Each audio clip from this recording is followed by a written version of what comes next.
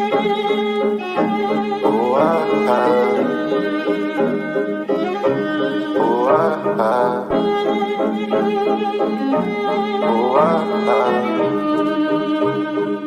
go yard. Bitch, I'm a ball, bitch, I'm a ball. Don't get no ball, don't get no ball. What's in my cup? What's in my cup? Full of that punch, nigga, that punch. Bitch, I'm a ball, ballin' like Kobe.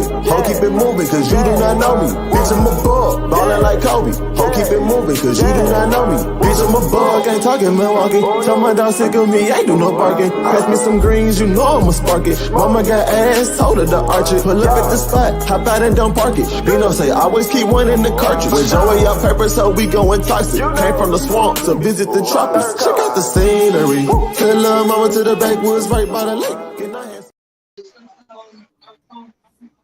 What is up, everybody? What is up?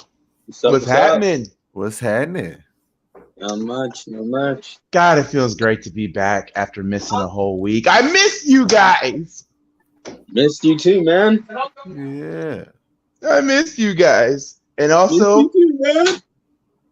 And also, not to point any fingers, but I've been pointing a lot of fingers as of late.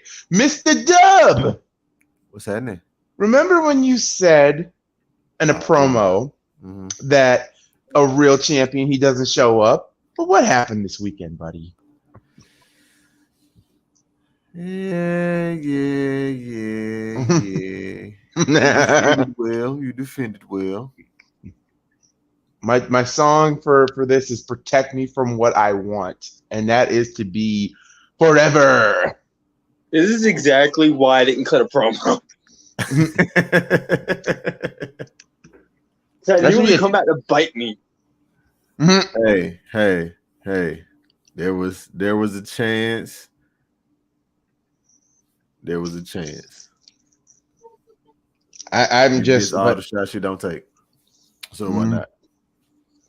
I gotta give credit to Tyler and Key for winning Clash at the Castle.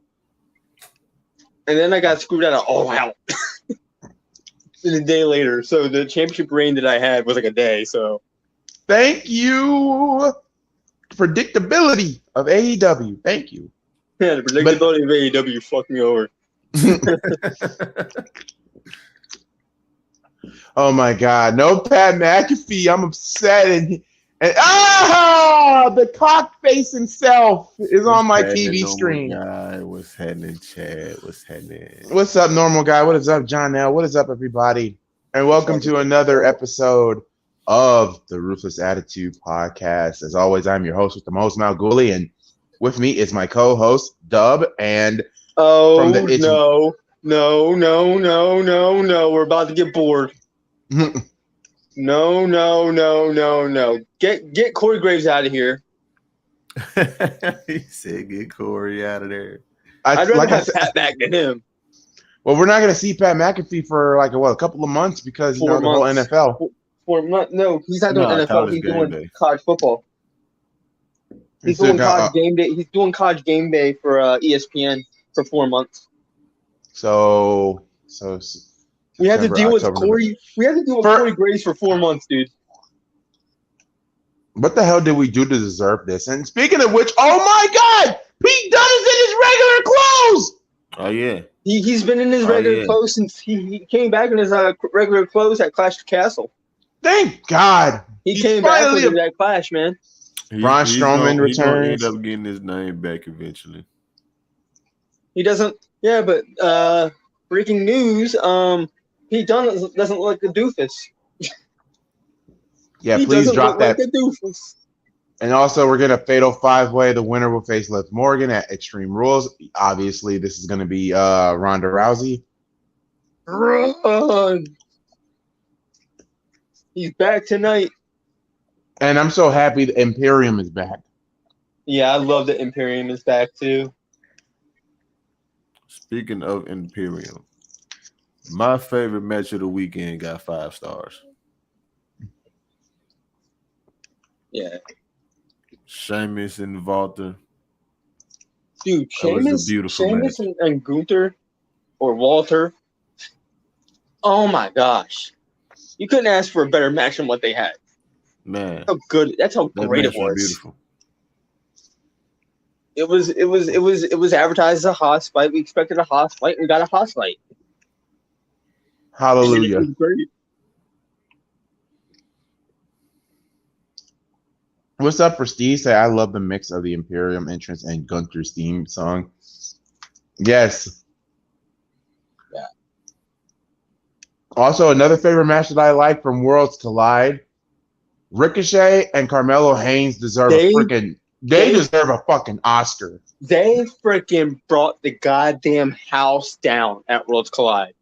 I think that was the best match of the night, in my opinion. Oh, for sure. Everybody's saying it. Every wrestling fan is saying that match was the best match of the night, and I agree with them wholeheartedly that Ricochet and Carmelo Hayes deserves a lot of praise for that match. That match was freaking damn near perfect. You know what's crazy? I didn't even get to see that match because my Peacock app was tripping. I didn't even get to see it. Honestly, Prestige, I think Imperium would work with so the Cobra Kai. I gotta go back and watch that match because when I was trying to watch that jump was kind of tripping. Oh my god! I love the fact that we start off with the I'm sorry, I'm calling them what they are. Imperium versus the Hooligans. I know that's not their name. Honestly, that was their name in the beginning. They changed it to the Brawling Brutes. I like the Brawling Brutes better than the Hooligans. That was kind of hokey and stupid. The Brawling Brutes sounds actually pretty badass. Or freaking the Fellas, or something. I don't know. Honestly, they should have named it the Fellas. Would have been perfect. Fellas. But yeah, guys, we got a lot to talk about. CM Punk suspended. The Bucks are suspended. Omega's fucking suspended. The belts are being freaking stripped.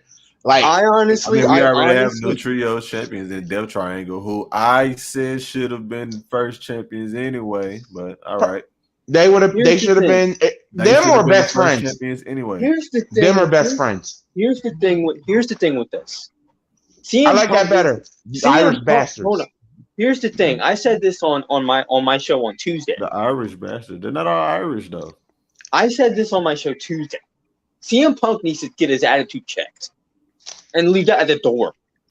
Because that shit was that was the catalyst for this shit. Tony's fault because Tony was talking about he's going to be Tony Khan. Here's the thing. Tony Khan's playing best friend on his talent instead of his employees. That's the problem too. He needs to put his goddamn foot down and say, no, I can't stand for this shit. Yeah, I mean, he did that when he stripped him. Like, he's playing best friends to all of his talent. And that's what's killing him. R.I.P. to the Queen. Oh, hell. Oh, yeah, let's just chop Walter. Let's just chop him, knowing that he's going to chop the shit out of you. Here we go. The rematch. Sheamus and Walter. Oh, give me that rematch. Why would you cut the commercial? What the fuck, Kevin Dunn? Sorry. What is up? Grega John. What's up? It's only 8:10 or 8:09. What the fuck? Oh wow. But also, guys, just to let you also know too, once I get cammed up and whatnot, we're gonna do like around the horn segment damn near on every topic and everything. Once I get fat and full. Well, I'm already fat. Well, actually, I'm not even fat. I'm just big, damn it. But yeah, I got some food that I'm just now eating dinner. And Dove's trying so hard to laugh. Dove's over here just like 2 seconds away from cracking. No, but here's the thing. Here's the thing, though. Like, I think we decided that I am like the middle child. No, Taylor would be the middle child. So the second born, basically, in the family. Yeah, you say you're big. I'm scrawny as fuck. But also, I got a little bit some rage to go get out my chest. I got a lot of shit. I gotta get off my system. God! Yep. Let it out, buddy. If I let it out, I might throw this back out. So I don't want to do that. Listen, But it, it involves wrestling fans, and he's not on yet. Yeah. But Troy, James, and this just goes not just to Troy, but every other wrestling fan that goes on my Instagram and DMs me about WWE is this or AEW is that. Oh my God. Like, fuck your camp. I don't care if you're a camp of AEW. I don't give a damn if you're a camp of WWE. I used to be a smart camper once in my life, and that was when WWE took on WCW, because at the time, back around 99, I absolutely hated what WCW was giving me. The first episode of WCW I ever watched was Hogan versus Goldberg, and the match was shit. All I saw was Hulk Hogan getting whipped with his belt like a 100 Shades of Grey. Wow. By Goldberg. Like, here's the thing about this whole tribalism nonsense. You did this shit in the 90s. You're doing this shit again now. It was stupid then. It's stupid now. Quit the tribalism bullshit. Like, it's dumb. It is completely dumb that you're doing this tribalism nonsense. Oh, Team WWE, Team AEW. Stop. It makes you look smarkish. It makes you look like a fool. And it makes you look like an idiot. It makes you look like a goddamn mark. That's all it does. Makes you look like a goddamn mark. And like a lot of people do it. But and I'm gonna say that interesting though, they do those camps, but still at the same time they watch indie wrestling.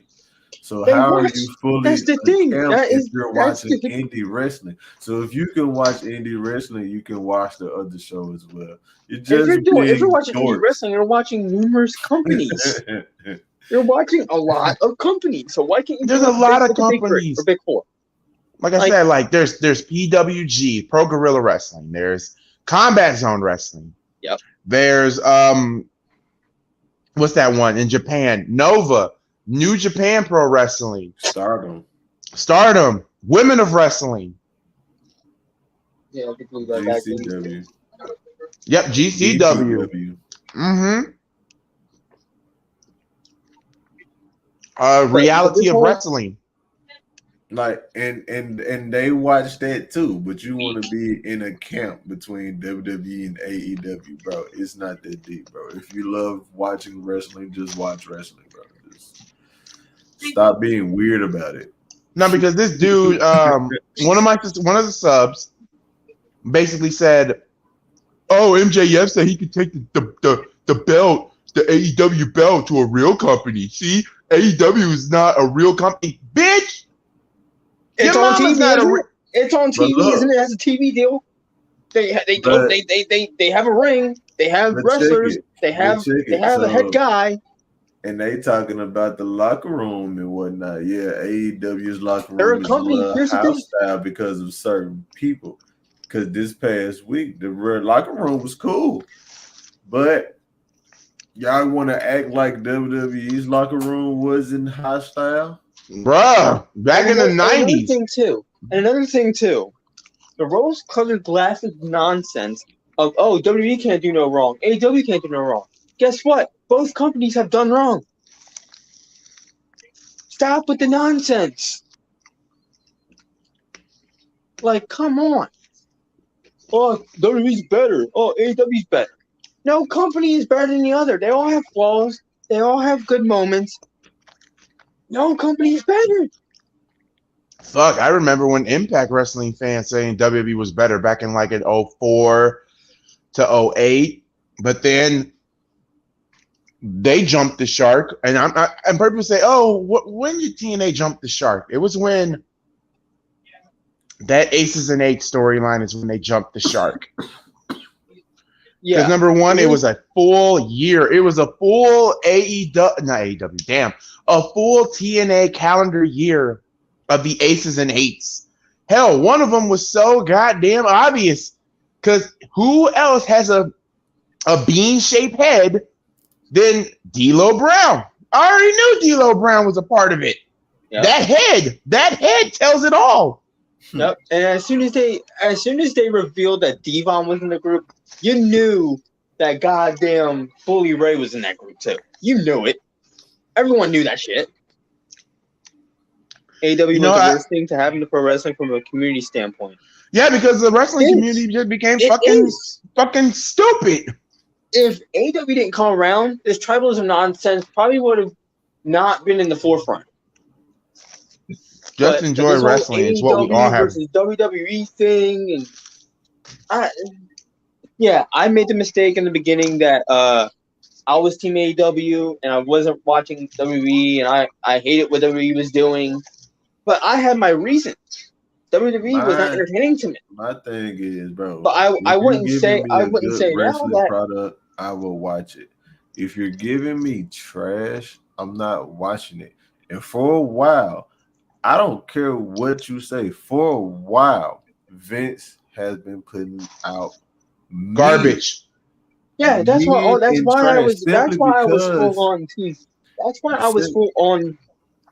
That was why I was full on. I was full on into AEW from 2019 to about 2020, like late 2020, 2021, because like WWE was getting kind of good by late 2020. But the thing is, now with Triple H, everything's getting good. The landscape of wrestling is like it's equal at this point. And that's where it should be. AEW took a minor hit with this whole backstage drama shit, but they've been putting up good shows still. Right, facts. And also, here's another thing too. You said, since when did Freddie Prinze Jr. have his own wrestling? He's always been a fan. He didn't have. Does he have his wrestling company out yet? He's been thinking about it. He doesn't have his own wrestling company. He's thinking about having a wrestling company, making one. I think he'll do a decent job. I mean, the one episode of Raw he wrote back in 2012 was actually decent. So I could see him owning a company. I could see him doing that. Oh, I got one for you guys.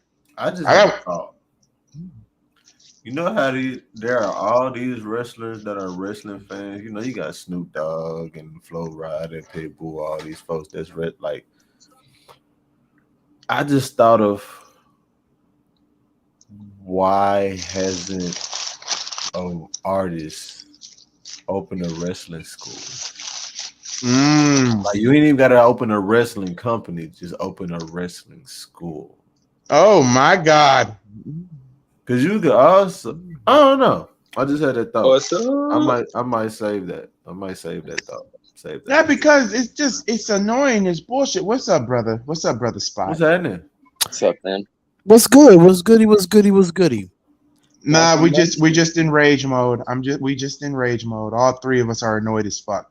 Oh, I'm just pondering ideas. Well, I'm gonna say this because I am an AEW guy, and I'm gonna stick with AEW because this is what companies go through if you run a business.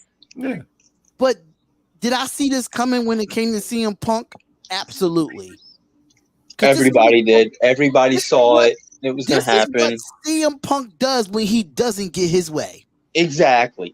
Doesn't this remind you of somebody? It reminds you of Shawn Michaels back in the early 90s. It does. The late 90s. It does. But if you look at the way things going backstage for AEW, didn't he do this in WWE once he became champion? He did. Yeah. Yes, he did. And the thing is, he had the WWE title while he was complaining. And me personally, I love CM Punk, and I think CM Punk was great for AEW, but I don't think AEW needed him.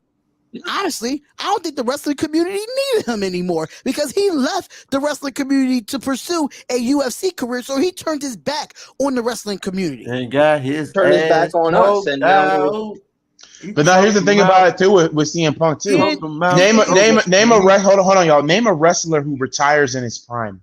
Punk retired in his prime. Let me address Damien, because Damien is the most stupidest person that I ever done when it comes to wrestling at this point. He said AEW is falling in the WCW curse. No, it's not, and I'm gonna tell you why. No.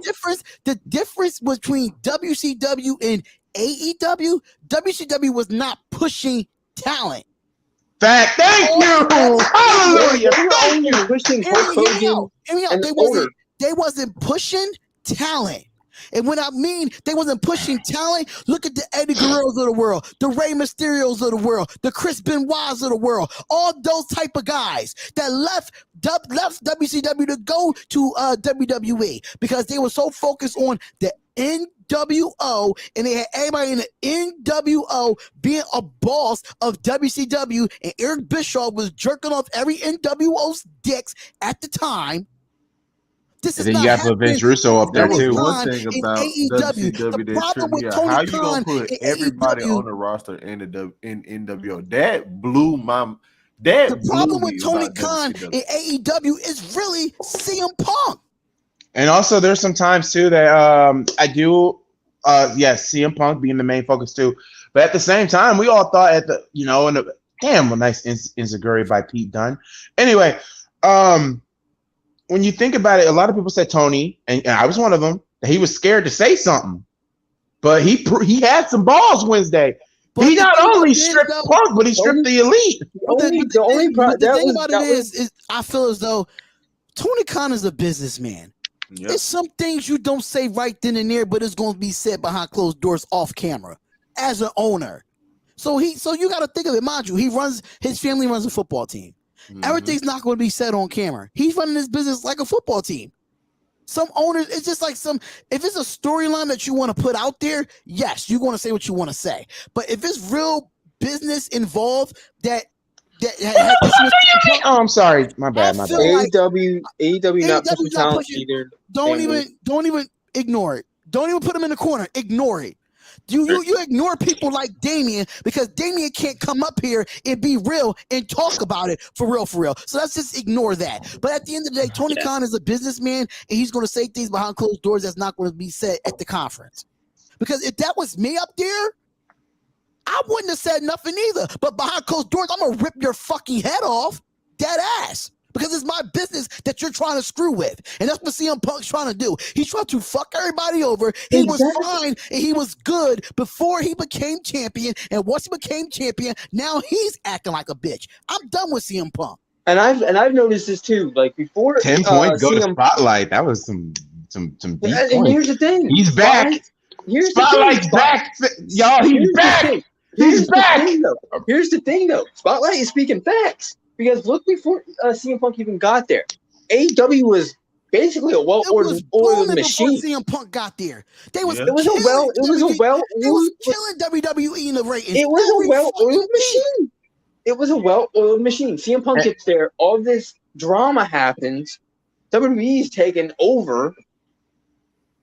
Like WWE has been they had a spike in the ratings. Like Raw beat out Dynamite this week in ratings. Yeah, Raw's beating out Raw beating out Dynamite. Raw this CM Punk bullshit. And it's because of CM Punk. You're right. Yes. Because the major point of that weekend from AEW for AEW should have been MJF's return.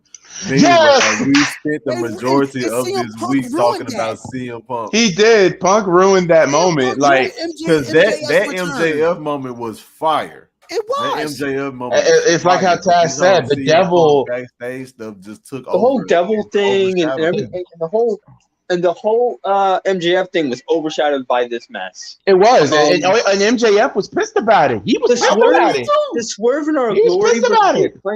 Even though that's kind of karma on MJF. Here's another thing that got overshadowed by this mess. Swerve in Our Glory versus the Acclaim for the titles got overshadowed by this mess. That did get overshadowed, and apparently a lot of people said that was the mess.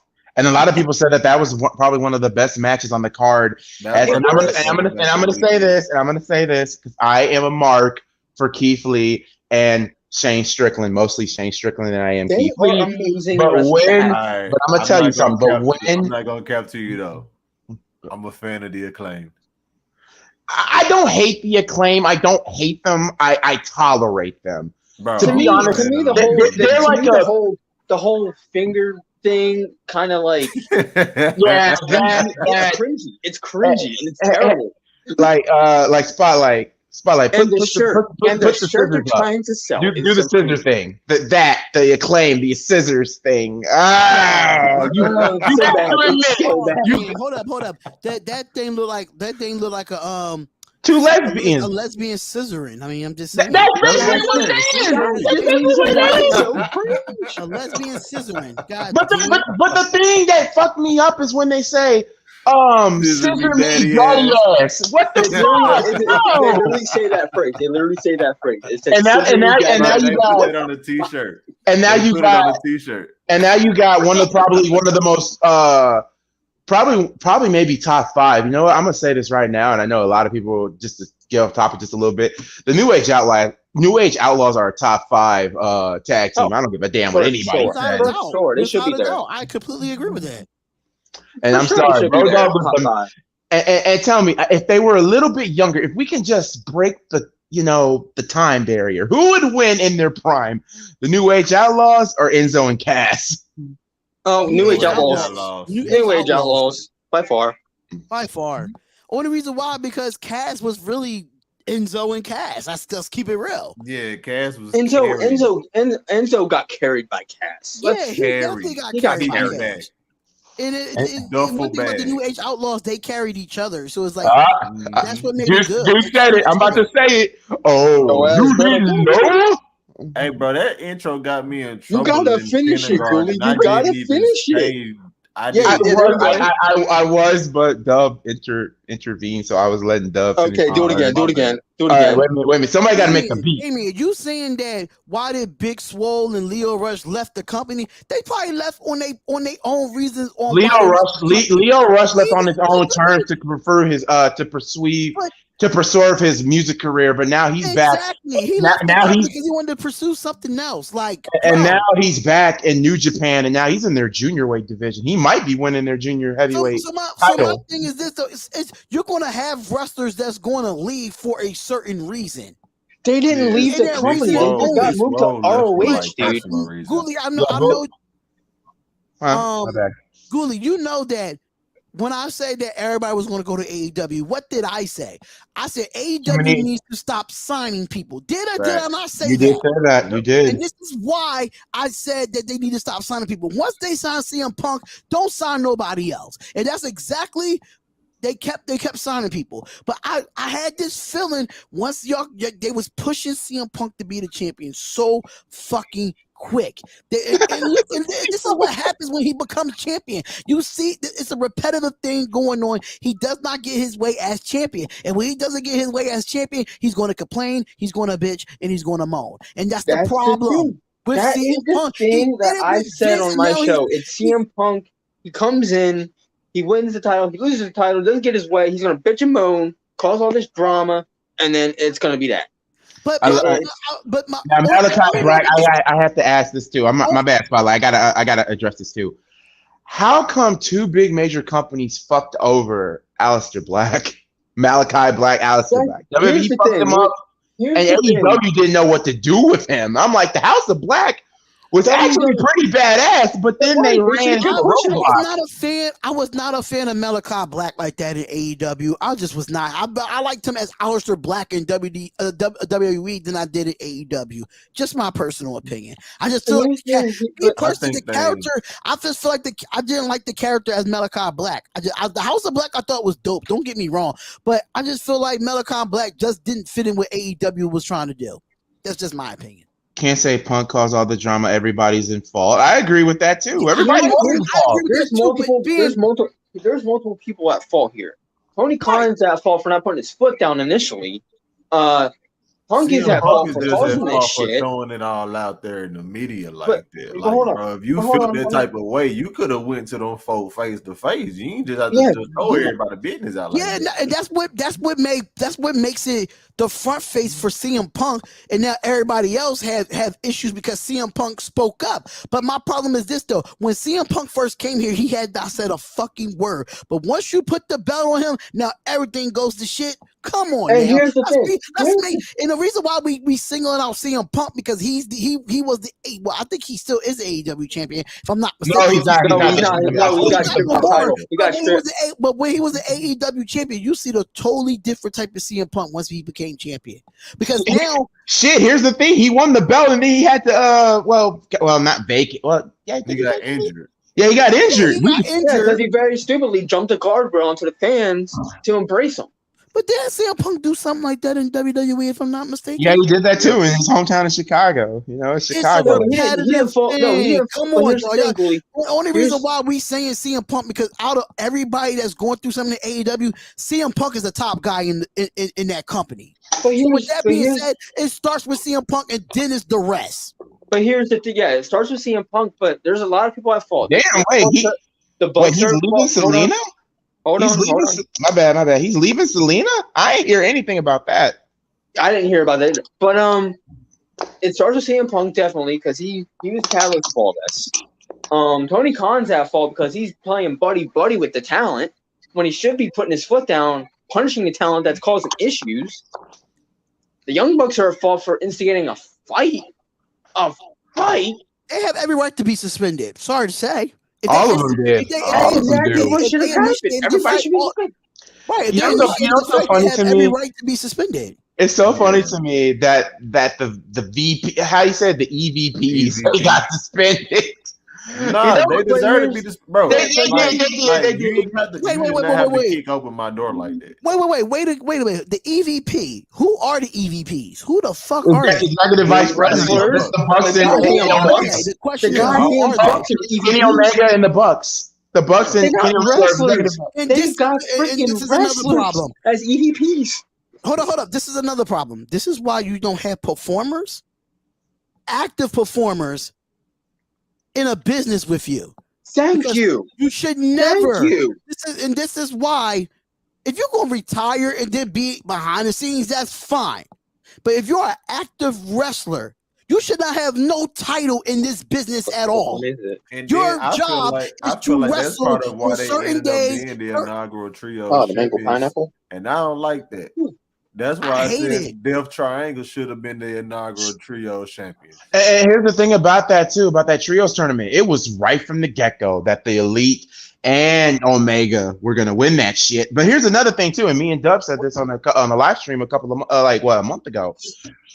Omega came back way too goddamn early. There's no way you came back to be inaugural trios champion. Like, bro, the belts are there. They're still gonna be there when you came back fully 100% healthy. There was no point of this, bro. Because you came back. This is the problem when you give. This is the problem when you give wrestlers power, bro. Exactly. This is the problem when you give active wrestlers that actually wrestling in the ring power. Because if you give them EVP, all they gotta do is really get the okay from Tony Khan. So it really starts with Tony Khan giving these guys a business position. And that's why. Being a performer. And that is why. Hold on. For example, if Michael Jordan played for the Chicago Bulls right now, he can't be a general manager and a basketball player at the same time. Oh my God! Why would you want to kill the man? The man got arthritis in his knee. Let me give you an equivalent. I'm just giving an example, like LeBron James. No, I'm not even get LeBron James. I'm gonna get like Kyrie Irving. Kyrie Irving can't be an owner and a GM and a vice president and a player at the same time. Why is it okay to do it in wrestling? Thank you for bringing up basketball. The whole thing with the Young Bucks is like goddamn Michael Jordan with the goddamn Wizards. I felt that. Damn! It's the same damn thing. Numbers with the Wizards. Wait a minute. Jordan put up numbers with the Wizards. The Wizards was just ass. No, because he made them ass. Hold on, Tyler. He made them ass. Why would you trade Rip Hamilton? The man was on fire that season. Hold on, no. Rip Hamilton did have a better career in Detroit than he did with the Washington Wizards. Hold on. All right, let Tyler go. Hold on. The reason why I say this was because all he had to do was just maintain his GM job and build a team. He gets Kwame Brown immediately. Let me be a player. What? Oh God. I don't care that he put up good numbers still. He was the GM. He should have stayed GM. But here's the thing, though. The reason why Michael came back out of retirement is because, it was you help us, I helped you, you help me type of situation. Like, I understand why he came back out of retirement. That's why I switched the Michael Jordan situation and went to like a Kyrie Irving type of Or thing. here's one. How about this? It's more of a Kyrie Irving thing than a Michael Jordan thing. That's like if I created a wrestling company and I had Spotlight and Dub as EVPs, but they're also active members on the roster as well. And if I'm hearing shit like they going mad with power, of course I'm going to fucking say something, but I'm not going to say it, obviously in front of the camera. First thing I would do for Punk that cut that promo, I would have cut his mic and say, hey, let's go to back. Punk, let's go in the back. Like go in the locker room. Bro, he sounded like the fucking devil when he didn't sound like Punk. He sounded like a totally different person. The man. I don't know if there was blood in his throat or something, but he didn't even sound like Punk. He just sounded like he sounded a bit flummy. I just want to ask you a question. That was the thing. Yeah, I think he had Plum or some shit. The biggest championship in the company.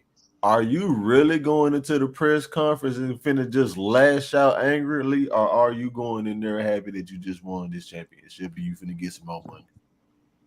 I love how he's just trimming his evil beard. He's trimming his evil goatee. Because I would be a happy number one when you are a champion in wrestling. I agree with that too. Adam Heyman Page too, because he went to business for himself. This all stems to that promo. It all stems to that promo because he went off the script and just basically said what he felt, and Punk, felt some type of way about it. This is why there's multiple people at fault. Hangman Page is equally at fault. Hangman Page is at fault because when you give active wrestlers power. This is what happens. He also has a DVP position too. Okay, yeah, he's at fault. You mad at him, but still, at the same time, are you finna just throw all that out in the press conference? I'm not gonna cut. Didn't mean to cut y'all off, but I'm gonna say this right now. Solo looks just like his dad. He does. Bro, they look just like their dad. All three of them do. God, every one of them look like skinny versions of their dad. If I'm winning a big time championship, I'm not going in a press conference to fucking complain. Cause check it, they finna come ask questions. Hold on, didn't one of the reporters ask him about Cole Cabana, and that's what started? Yeah, that's what started it. Somebody asked about he got triggered. He got baited. Hold on, I think we got the solution then. If the media started all this, they ticked CM Punk off to go off. Yeah, I was saying he got baited if that's the case. Thank you, media, you dumb fucks. Thank you. The media strikes again. But anyway. Yes, the media strikes again. And this is the thing. Page is not getting released. Splurge everything and just put drama between everybody so they can write a fucking story. That's what the media is.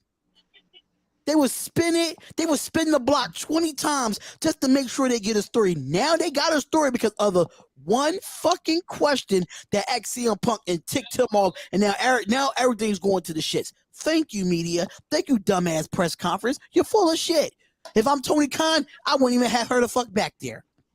And then hell, it was Chris Jericho the one that told him about the fight.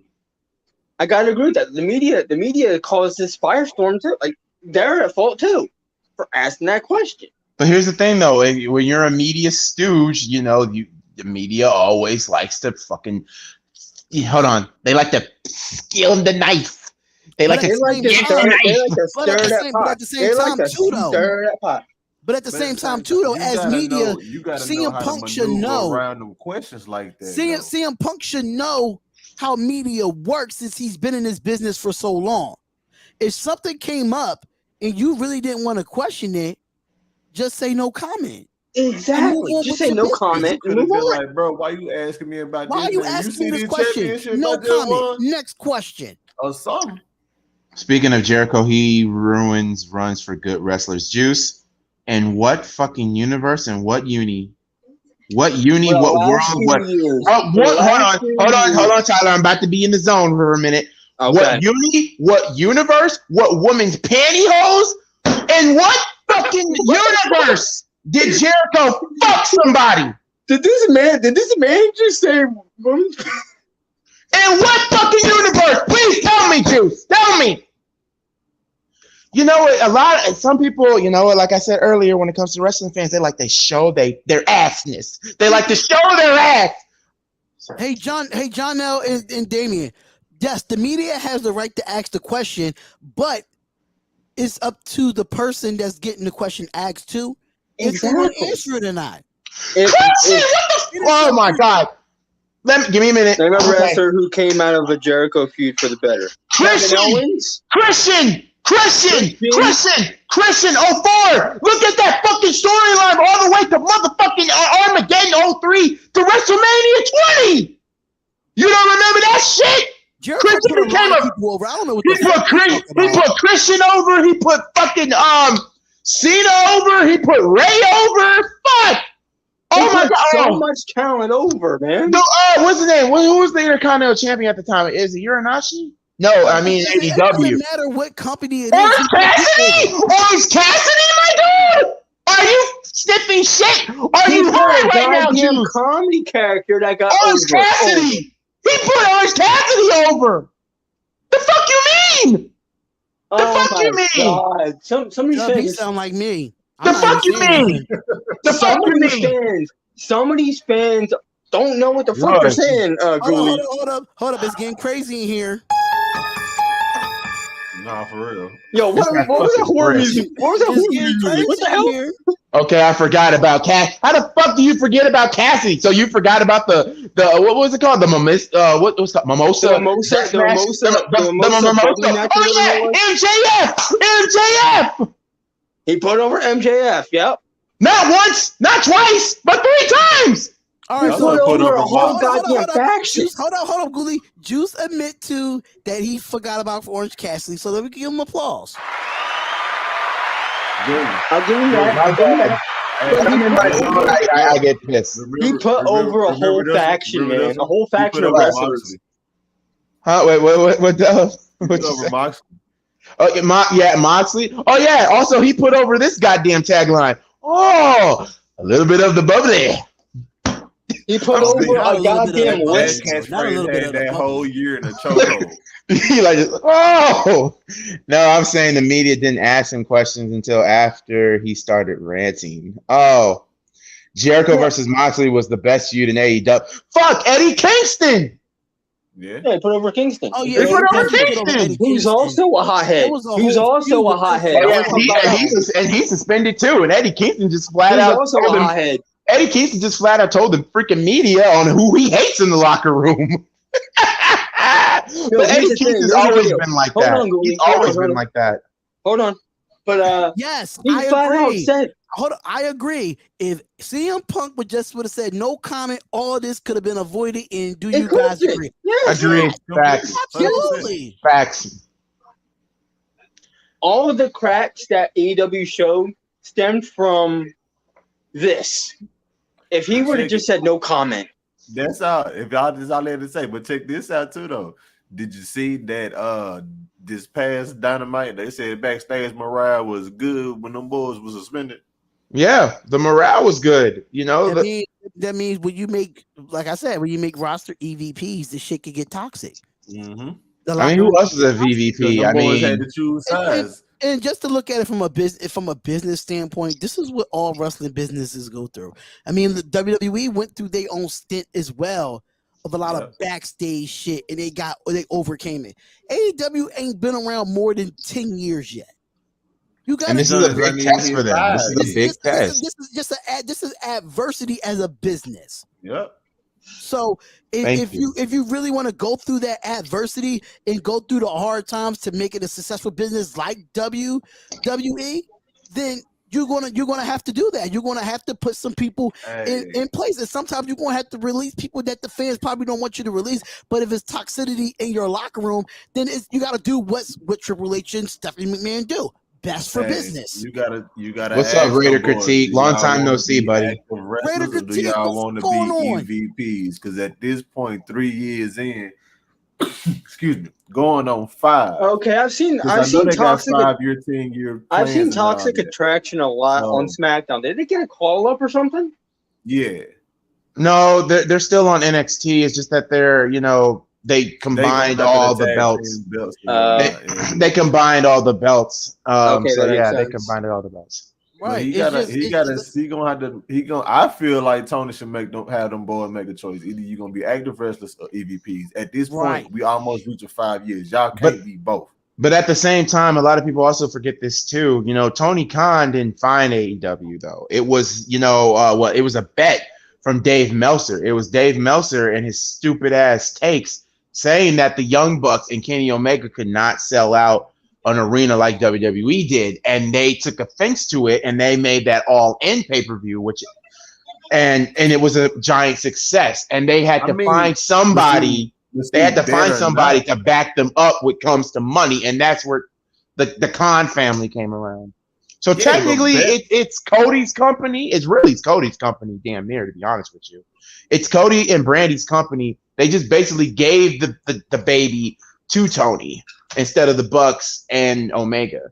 I mean, yeah, but you can still have an EVP. You really don't even need multiple EVPs. You really don't. Need all them EVPs. You don't need all of them. You're giving too much power to people. Yeah, so you're gonna have to. They're gonna have to make a choice, take them away, and find a replacement to be an EVP. Yeah, this is why I said, AEW, and I told D this, and me and him have fought about this. Your biggest 4 that should be carrying your company is the following: Darby Allin, Orange Cassidy, MJF, Jungle Boy. They even said it themselves on commentary. No. It was the issue of, like, when I said they had to, get the younger talent in. But when they first started, they were not being pushed as well, besides MJF, Orange Cassidy. Well, but the other two, did that. I know, to bring up more. WWE, they was a fresh company at the time. They were trying to compete, but now, if you really think about it, all 4 of them are now, in their very different ways. All 4 of them can really be well, we already know MJF's going to be world heavyweight champion. It doesn't matter who wins that goddamn tournament, by the way. Right, just absolutely. Saying. Darby Allin, personally, to me, I think Darby tonight, I think he should beat Sammy, because I want to see Darby versus Jon Moxley for the finals for that world title, to be honest with you, because that's one of them. And speaking of Jungle Boy, and this is one of the biggest, I know a lot of people hated the match between Jungle Boy and Christian Cage, but let me say this: it was a filler storyline. That was the problem. And that was actually the biggest feud going into All Out, and it ends with Luchasaurus, which I predicted. Luchasaurus was going to come out there and he was going to fuck Jungle Boy up, and Christian was going to get the win. But like I said, I still believe Jungle Boy is still hurt. I think that's the reason why they did it, because he's still Christian hurt. Yeah, my bad, not Jungle Boy. Christian's still hurt with that elbow. Like I said, give it a few months at Full Gear. Like I said, when it comes to that feud at Full Gear, it needs to be Christian Cage. It needs to be Christian Cage versus Jungle Boy in a unsanctioned match. Basically, AEW is not responsible for what they did. That'd be I wouldn't. Oh yeah. By the way, Juice. I know you believe that your heart grew 3 sizes that day, but also there was another thing that was going 3 sizes that day when Hobbs beat Starks. And that is the only match I got wrong until I had to realize. So, Juice, get ready to get some more lotion rubbing around your orange. Wow. I don't give a shit at this point. When I'm pissed off, I'm pissed off. Having Hobbs win was actually a good thing, because Ricky Starks just had came off of a very, very long FTW title run. And there's nothing really left for you to do unless you could put him in the TNT title picture. So yeah, Hobbs, I actually agree. Hobbs should have won the match. So yeah, there you go with that. And I hate Vince Russo too, Savage. I hate Vince Russo too. because Vince Russo could never write a good story for a woman. He said that Japanese superstars will never get over in America, which is bullshit if you really look at all the Japanese superstars that, that came here for America and all of that. But yeah, this was put in my recommendation, and I am enjoying myself here. Thank you, Bear Skeletor. I love that. Hit that like button, hit the subscribe button. Jim Cornette is nowhere near a fucking stooge, you mech. Whoa. Damn, where did that come from? Oh, make sure Dave Meltzer, Bear Skeletor. We really would appreciate it. Dave, if you on Malcgoolie or on Spotlight Sports Network, either one. Okay, wait. Damien said Dave Meltzer plus Jim Cornette plus Vince Russo plus Vince McMahon plus Eric Bischoff equals all the Stooges, all of the three Stooges. Okay, you can take. Okay, my thing with Jim Cornette, I can't call him a stooge. I just call him an old man who can't get with the times. That's what I call Jim Cornette. Vince Russo is just a fucking idiot. Vince McMahon is a pervy fucking idiot. And Eric Bischoff is just, he wishes WCW could come back. But, I can't call Eric B a stooge because I got to say the man was a damn genius for from 96 to 98 until that whole NWO fantasy just went over the man's head. So yeah, I can't put Eric Bischoff as a stooge. I can't put Jim Cornette as a stooge. Vince McMahon, Vince Russo, and Dave Meltzer are definitely the stooges. Because I got to give credit where credit is due. Just like with Jim Crockett, Jim Crockett was a good promoter. There was a lot of people, good promoters back then. I mean, Jim Cornette was a good promoter for Smoky Mountain Wrestling. The only problem was money. That was the only problem, money, and plus, the territories. Shit, you should put Paul Heyman up there as one of the best bookers. ECW is a prime fucking example. It's the main example, but the other one that everybody doesn't really put respect on Paul Heyman on is the SmackDown 6 from 2002 to 2004. Nobody ever gets Paul Heyman. I think Paul. Oh, my bad. Oh wait, no, and Jim Cornette literally wrote the greatest story in wrestling history, the Montreal Screwjob. Technically, that was the greatest story in history to you. No. I still say Vince Russo. I know. Put that in that's juice. That's not the great story. Screwjob had a lot to do with everybody. That it wasn't just Vince Russo. I think it had a lot to do with everybody. Vince was not trying to let Bret Hart leave with that title in Canada. Vince Russo had to go with it because he was a writer at WWE. But you got to look at everybody that was a part of the business at that time. There was Vince McMahon, Jim Cornette, Vince Russo. There was Jim Ross. Jim Ross. Jim Ross was a part of the creative team. Yep, he was. All right, he was part of the creative team. Everybody had a piece of that Montreal Screwjob. They don't want to say it now, but they really did. But like I said, the Montreal Screwjob really could have been avoided. Instead of Shawn, you should have made it a triple threat match between Shawn Michaels, Bret Hart, and Ken Shamrock. Have Ken win it and then have him lose to Shawn the next night. You can say that, Ghoulie, but if you look at the era of Bret Hart and his attitude, he was not really agreeing with a lot of the ideas to get him to lose the title. He already knew that he was going to WCW, and every idea that was presented to Bret Hart probably was a triple threat match. Who knows? It was. One of them was. Bret Hart turned it down. People say it was a Montreal Screwjob. Honestly, a work shoot. It was the first ever work shoot double cross where one of the competitors knew, but the guy who was getting fucked didn't know till afterwards. That was the work shoot. Personally, if I'm getting presented with every idea to lose the title because I know I'm going to another company, if I know that and I turn it all down, they have every right to go behind my back and do what the fuck they want because it's their business at the end of the day. You're not going to take my belt to another company. That's what you're not going to do. So with that being said, Bret Hart deserved the screw job. I'm sorry to say. Question. Was the Montreal Screwjob before or after Alundra Alundra Blaze incident. It was before the Alundra Blaze incident. No, it was no. Wait, no. It was, Alundra Blaze was in the, it was before that. It was before that because she already left WWF and she put the title belt in the trash. Yeah, it was. That was before that. Before that. It was before the Montreal. It was before the. Okay, so no. That's what I was asking. Was her putting the title in the trash can before the Montreal Screwjob? Yeah, it was. Yeah, I'm screwing Brett. Cause I'm not finna go do what she just did. What's wrong with you? Exactly. Yeah. Also, a lot of people also forgot this one too. Remember, Mike Awesome was signed to WCW and he was still ECW champion. And remember, Eric Bischoff wanted to do the same shit to Paul Heyman until Paul Heyman had to get that happen though. Paul Heyman had to literally get on the fucking phone and call Vince and say, "Hey, I need some help. Give me Taz back."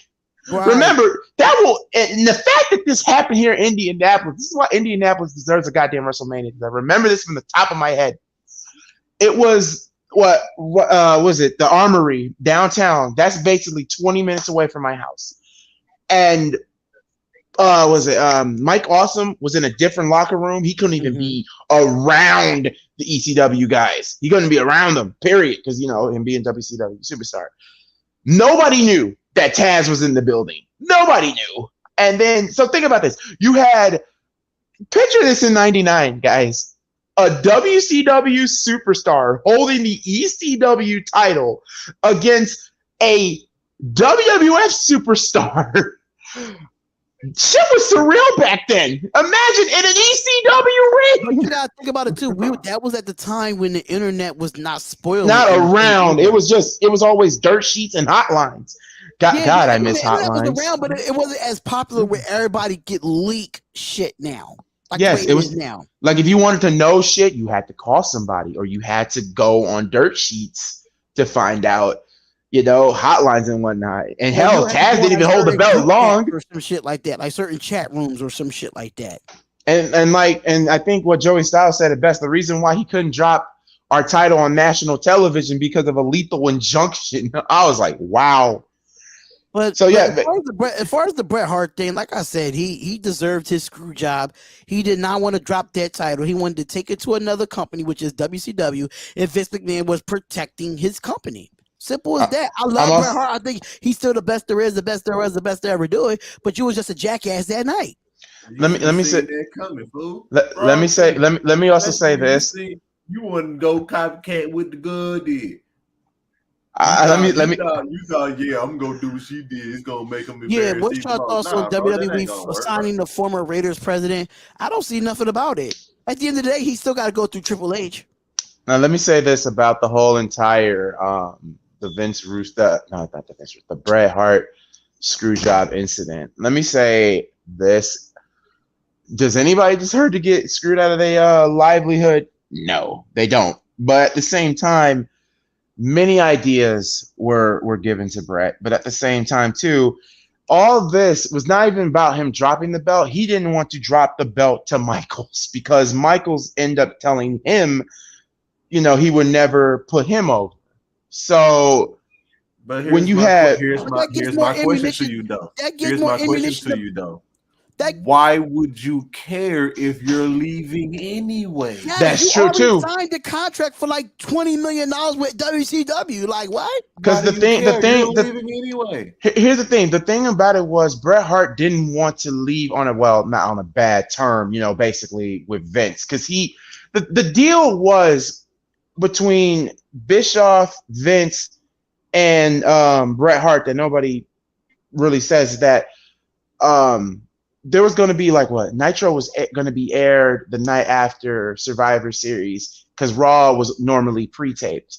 So the deal was for Eric Bischoff to not say, hey, the WWF champion is coming. But here's the thing, though, and like Jim Cornette said it best, it's not that Vince didn't trust Bret Hart. It's just that he couldn't trust Eric Bischoff. And why the hell would you trust Eric Bischoff? That's not what we're getting to, though. I know what you're getting to, but yeah, you don't care. But what we're really getting to, especially one thing that really stood out to me is what you said. He didn't want to put Shawn Michaels over. That's more ammunition you giving to Vince McMahon to make you lose the title. To Shawn Michaels. To Michaels, because at the end of the day, if you didn't want to drop it to Michaels, you could have took the whole triple threat thing if that was pitched. Like I said, when it comes to Shawn Michaels, like I said this so many times. 97 Michael, 1996, 1997, Shawn Michaels was the Michael Jordan of professional wrestling. He was the franchise of WWE. How he said it in Ground Zero, I'm the only man who can do it because I can, for God's sakes. Because that's what he was. He was Shawn. He's the GOAT. I mean, I was always team Shawn over team Brett. So I mean, and my God, the fact that the man was even on Canada. Are you serious? In Canada. I'm sorry, I was just looking at a tweet about AJ Brown getting stung by a bee and had an allergic reaction. See, that's why. If you're still watching, that's why I'm ducking, dodging all bees. I don't know if I'm allergic or not. Oh, I'm allergic to them. No. I'm gonna tell you this quick story real quick when I got stung by in the back of my ear, and the next day I had to go to Dorney Park and stay in a fucking whirlpool because my face looked like fucking Will Smith from Hitch. Oh no! I felt like Goolie. I ain't gonna lie, Goolie, yo. I felt like I felt like I really had a real bad disability. Everybody was looking at me crazy. Dang, I was gonna say, so your face was looking like Martin after he got hit with what's his name? That boxer? No, because them lumps wasn't big. So Will Smith and his, you could tell it was allergic reaction. That's why I went with that instead. Jesus Christ. Basically, Hangman Adam Page is the Shawn Michaels of 97, and Bret Hart is the modern day Bret Hart. Oh, that's kind of a stretch to put. That's kind of a stretch. There will never be another Shawn Michaels. If you want to say the closest to Shawn Michaels that you could possibly get, and oh boy, a lot of people are going to probably get mad at this one. AJ Styles is probably the closest to a Shawn Michaels that you could possibly get. You're absolutely right. But you know what though? I can think of another person too outside of AJ Styles, and y'all might not agree with this, but I think Seth Rollins is. Seth, yeah, I see that. He has the charisma. He has his personality a little bit. Yeah, he has that charisma. There was a time where I would have put Dolph Ziggler on that list. Yeah, I still kind of want to put Dolph Ziggler on that list, though. Dolph Ziggler, I just feel like with him, he's so underrated. But I don't know what the fuck's WWE doing with him. Well, now he's in. I thought he was in a feud with Austin Theory, but now apparently he's not. Put a belt back on Dolph Ziggler. And people can say what they want, but please let's make the Intercontinental Championship great again. I'm sick of it. Adam Cole. Ooh, Adam Cole. Being like Shawn Michaels. I don't know. Adam Cole is more like no. I'm not going to do that. I was about to say The Rock because everybody loves to do that. Adam Cole, but he's not even close to that. Adam Cole is more like that's tough because Adam Cole is really talented. That shows you that Adam Cole is not really like anybody else. Adam Cole is being Adam Cole, so he's himself. So he's not really a comparison. There's no comparison to any other wrestler. He's just being himself. You could probably say about Adam Cole that you could compare Shawn Michaels with. That Adam Cole got a hell of a super kick. I can say that. Did y'all see the Gunter? Walter, we call him Walter, not Gunter. I would say the charisma too, because you got to be a charismatic type person to get everybody to scream your name, baby. No, I got one. This might be controversial. Johnny Wrestling. No. What? No. Johnny Wrestling is no comparison to Shawn Michaels. Wow. Not the wrestling wise? Nah. Wow. I don't see it. I see it more with Seth than anything. Johnny Wrestling, his charisma's not there. Well, he's back now on Raw, so I'm cool with that. Now I can't see him as Seth. I see him with Seth. The charisma's there, the wrestling skill is there, his ability to have great matches. Kenny Omega, I Omega's his own. Omega's his own thing. Man, Omega is New Japan by himself. Shit. Like when you talk about New Japan, what you think about? You think about Omega. You think about Shinsuke Nakamura. Well, Prince Devitt, my bad. Oh, Finn Balor. You think about Okada. You think about Okada. Yeah. Tanahashi. Yeah. Tanahashi. Who else? There's somebody else too. Kenta. I think God he's back. Why are we doing Ronda versus Liv Morgan again? Because why the frick not? Because why the frick not? Their feud is ongoing. They just started their feud like a few months ago. The feud though. Even though I watch it. The feud is only gonna stay there until a certain queen comes back. Yeah. And personally, I really don't want her to win the SmackDown title. I want her to I just want to see Bianca Belair versus Charlotte. That is the match I need to see. Is it crazy that I'm glad she stopped doing the might get a title match lot? Or a title opportunity, but I don't think Charlotte would win. But I think Charlotte would definitely put Bianca Belair over. I think she will. I think she'll do it. She will. I'm so sick of this. All over. Anyway, don't put Stephanie on there because Steph is just basically she's just there. Coda. I got one question for all y'all. What is that one wrestler that you like so much but never got a push? Raven. Y'all gonna laugh at me. Jimmy Wang Yang. Damn right, dub. Damn right. Damn Jimmy freaking Wang right. Yang deserved the push. Right. I don't care what nobody say. Argue with your auntie. Damn right. Spotlight's like I'm regretting this decision. Cedric Alexander. What a magic! I mean, I would say Cedric Alexander. That wouldn't happen. Vince would not let it happen. Cedric, another person that I like that deserved a big push. If his attitude was just in check, maybe Zach Gowen. Why are people mad at WWE for Drew promo package on Saturday? I don't see nothing wrong with it. I mean, they gave the fans what they wanted. Yeah, I get the theme song was good, but damn it, people wanted him to walk out with it. Yeah, they didn't want no promo package with it. We didn't want no promo package of it. They wanted him to come out with it. We wanted him to have that freaking theme back. Yeah, Ziggler is generic ass Evo. Shit.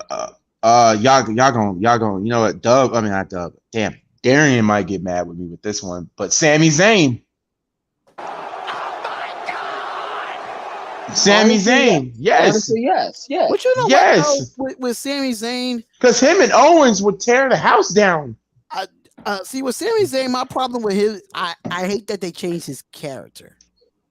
Well, you don't have to worry too long because he's about to be a babyface. I hate that when he first came in, that character fit him, and he was getting a.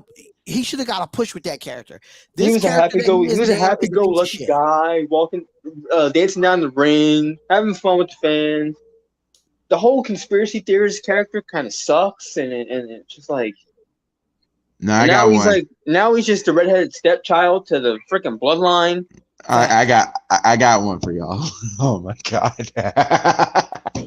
If only he just played ball instead of just trying to tell Taker what to do. DDP. I love DDP. Yeah, he never got a push for real. He never got. Yeah, he got. Yeah, you can make a case he got. And then they made him like a. Then they made him a motivational speaker saying, "Hey Kane, you lost last night.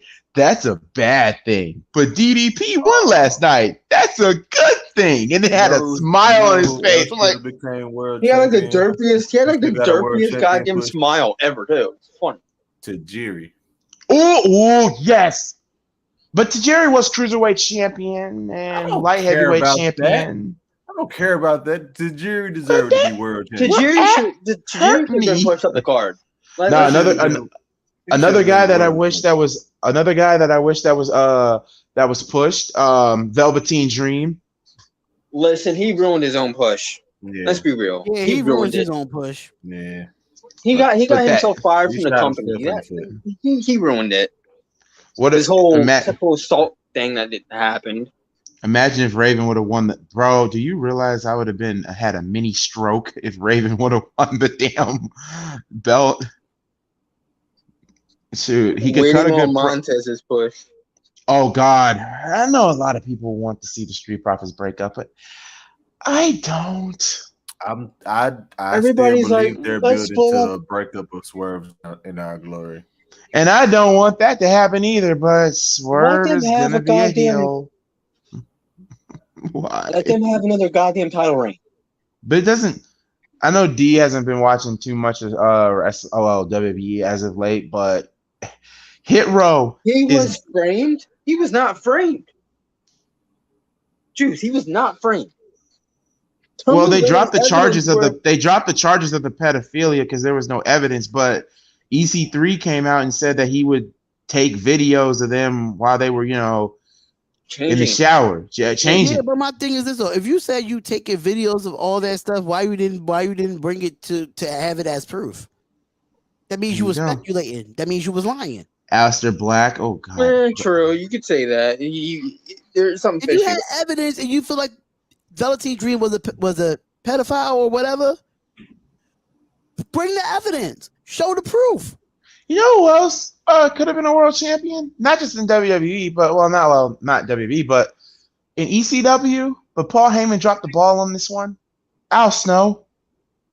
Yeah, but you gotta think too. WWE dropped the ball on him too. I can't say that either because you put the hardcore title on him, you put the European title on him, you put the tag team titles on him. I mean, no. Yeah, you put tag team titles and you put two smaller titles on him. I'm talking about a bigger push. Oh, like a big push? Yeah, oh, never mind. Oh, never mind. They put smaller titles on him. That's like putting 24/7 title on him. Yeah, that ain't no push. We talking about who is somebody that you believe should have been the world champion. Oh shit! That'd be the Jay Lethal in TNA should have been world heavyweight champion. I don't know. They made him a goddamn. They made Jay Lethal into a goddamn knockoff Macho Man. And then you had Consequences Creed. The Truth and Consequences. Yep. Another person. I will say Xavier Woods could have been a world champion. Yes. If you was willing enough to pull the trigger to make him king of the ring, why are you so hesitant to pull the trigger of making him a world champion?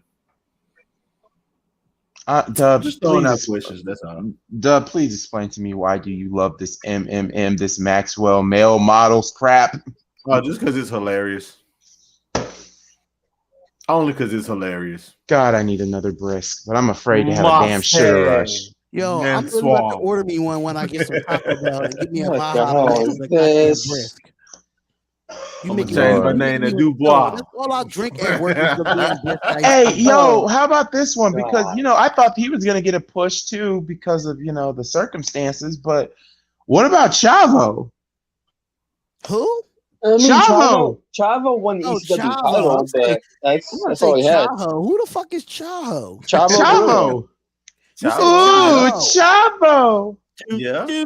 Chavo girl. Yeah, he won the cruiserweight title, but then he won the ECW title, and it was like and lost it in 10 seconds. Yeah, but lost in 10 seconds at Mania. The title was not was a WWE version. It was a WWE version. Prestige as it was when it was actually in ECW. You get what I'm saying? All right, so take it how you want.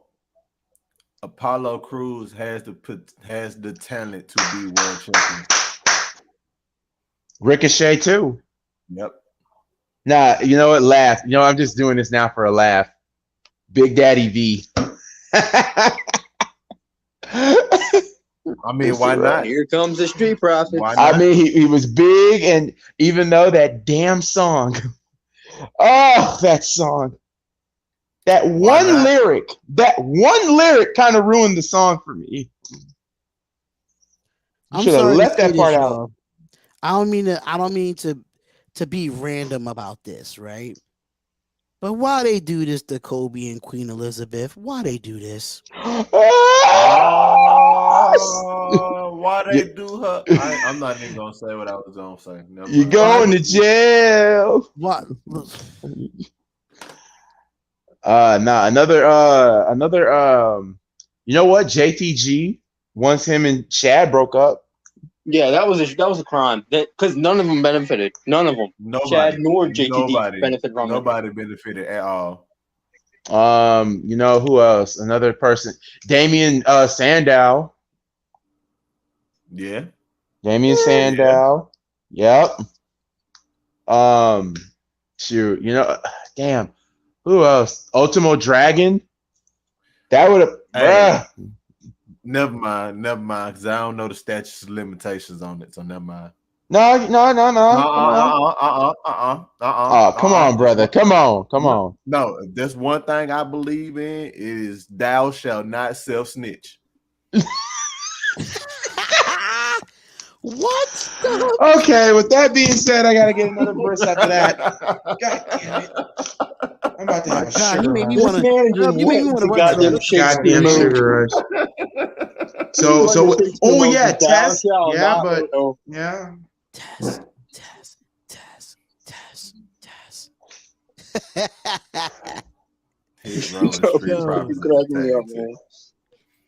That's lit. That's a lit tag team. What? Hit Row and the Street Profits. That'll be dope. I can say that. And I don't even watch wrestling like that, but I know about Hit Row and I know about the Street Profits. So. It's happening right now. Oh, well, damn. Well, damn. Well, I'm not even watching SmackDown. I usually watch SmackDown sometimes. Damien, you showed me the video and I would scream every slur at the top of my lungs in Chicago's O Block. Don't. Literally in the comments, it's just Damien and him going at it. Like, Damien and just go at it. They've been going at it for years. Yo, behind to know O Block. Don't you go over there and don't you go over there hollering. Don't you do that. Don't you do that. That is the death sentence. Don't you do that. If you go to O Block, all I can say is in Chicago. If you go to O Block, you ain't coming back. Boy, don't you do that. Especially you don't belong over there. Don't you do that. I know about O Block, so trust to believe. You better leave them folks alone. They cuckoo for Cocoa Puffs over there. What the hell's going on? What just happened? Juicy said if you show me the proof. No, he said Damien shows me Damien, you show me a video and I was screaming as every slur at the top of my lungs in Chicago's O Block. Do you want to fight, Juice? Fight. Do he want to die? Fight. And do he want a funeral? He's fighting for his life. He go out I was about to say the one thing I shouldn't say on YouTube, and then we would lose sponsorships. I would get banned. Man, you better. But here it is anyway. No, leave them people alone, bro. Like, why are you trying to? Don't do it, bro. Just let them go. Just let them go at it in the comments. Just let him go at it. Nah, Juice gonna be, bro. He's gonna be. Ooh, shit. I love how Steve said, "Fight." Shoot. Nah, in the words of Caval and D12. Hey, Kate, do you want to get raped? Because that's what's about to happen. Whoa. Wait. Listen, I just wouldn't let. I just let him. Hold up. What just happened? According to Bleacher Report, MJF throws his one up. It looks like Maxwell acknowledged the bloodline on Twitter at their promo on SmackDown. Oh, what? Tweet. Man, he's just trying to get people talking. Yeah, it's just MJF being MJF. MJF's trying to make people talk. But you know what would be so hilarious though if MJF did win the belt and then the next night the one up on Twitter. He did put the one up emoji on Twitter. Yeah, you know what would be so funny? What if he wins when he wins the belt? What if he does go to WWE for shits and giggles? He's funny as shit. Do y'all agree with this? Do you think it's time to put Brian Danielson, put the title on him instead? Not yet. No, not yet. Not yet. Why? No. Because he's still in that feud with Jericho and Daniel Garcia. Yeah. And to be honest though, here's another thing, Juice. Oh, get ready for this, bro.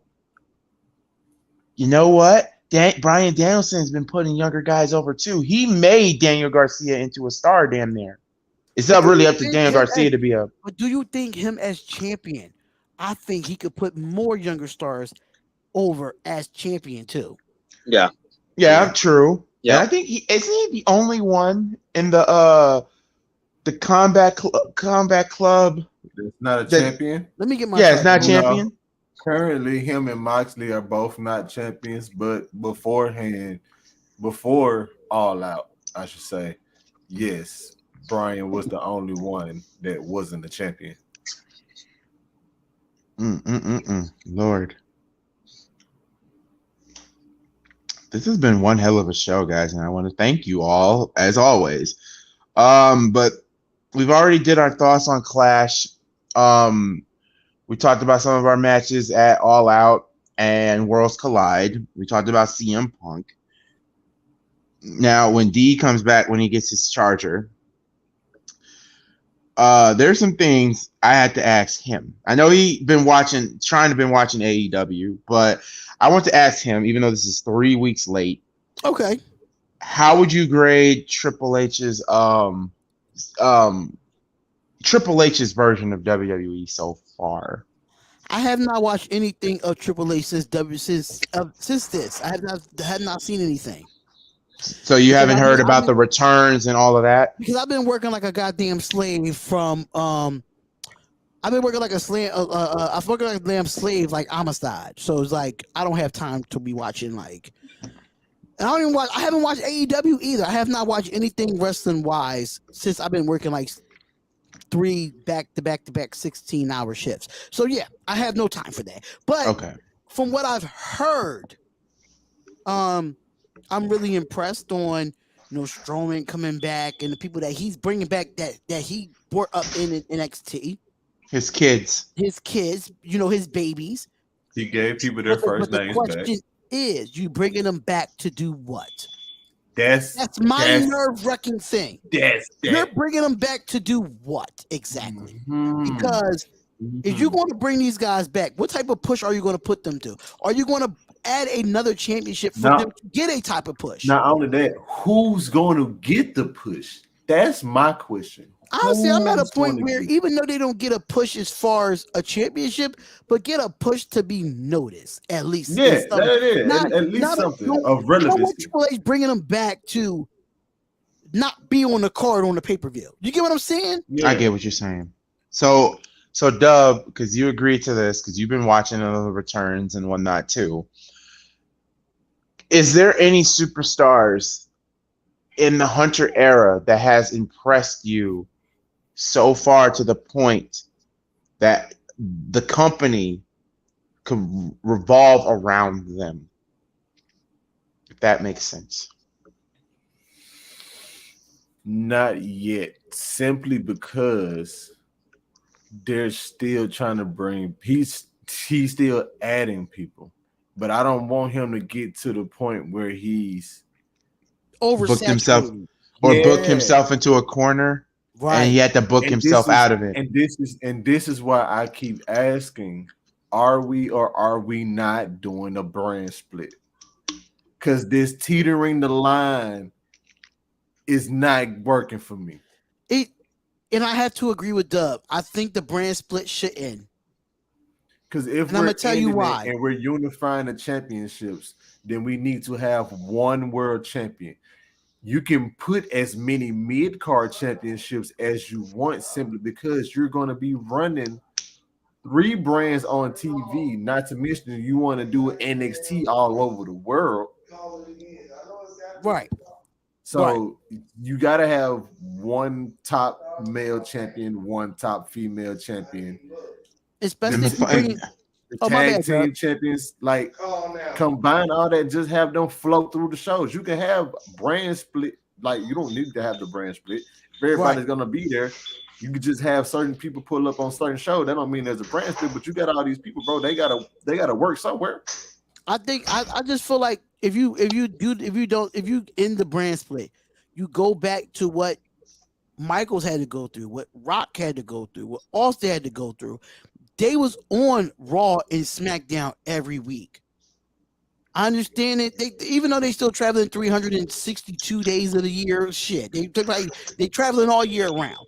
But it's time to have one champion. It's time to have one tag team champion. It's time to have one intercontinental champion. But this is where you could, when you have not a brand split, you could add more titles to a non-brand split. You could Triple H, and I'm Triple H, bring the European title back.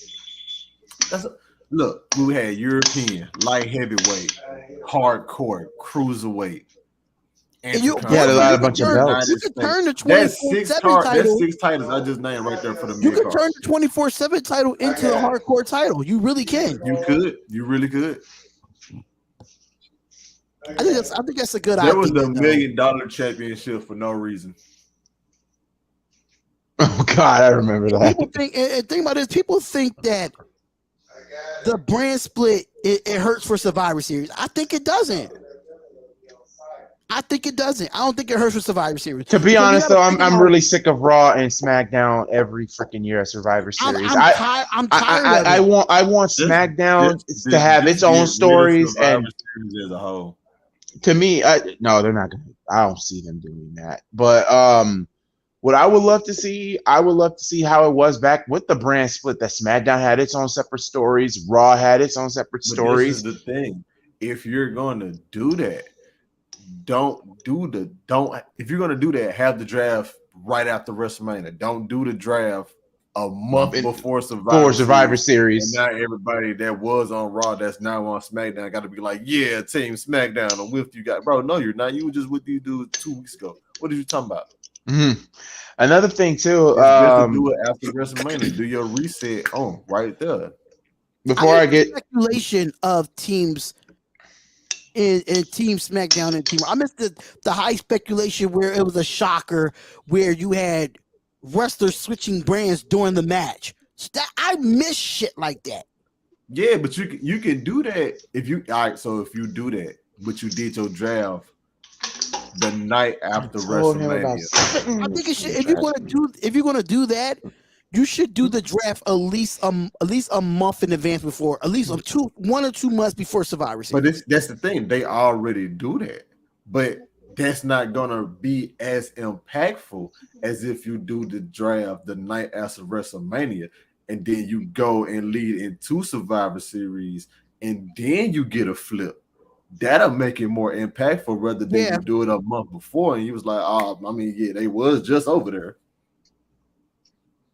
I got one, and here's another thing too, and I will get to Tyler his opinion. NXT so far has done that. They combined the NXT UK and the NXT World Title. Braun Breaker won that. They did the NXT UK Women's Title and the NXT Women's Title, put them all together in one championship. Mandy won that. Pretty Deadly won the UK and the NXT Tag Team titles. They done that. Right. And the only belt, obviously, that didn't get combined was the North American Championship, because we all know NXT UK didn't have another secondary, right? Or like a UK, or probably, in my opinion, NXT UK. And I think this was the biggest missed opportunity.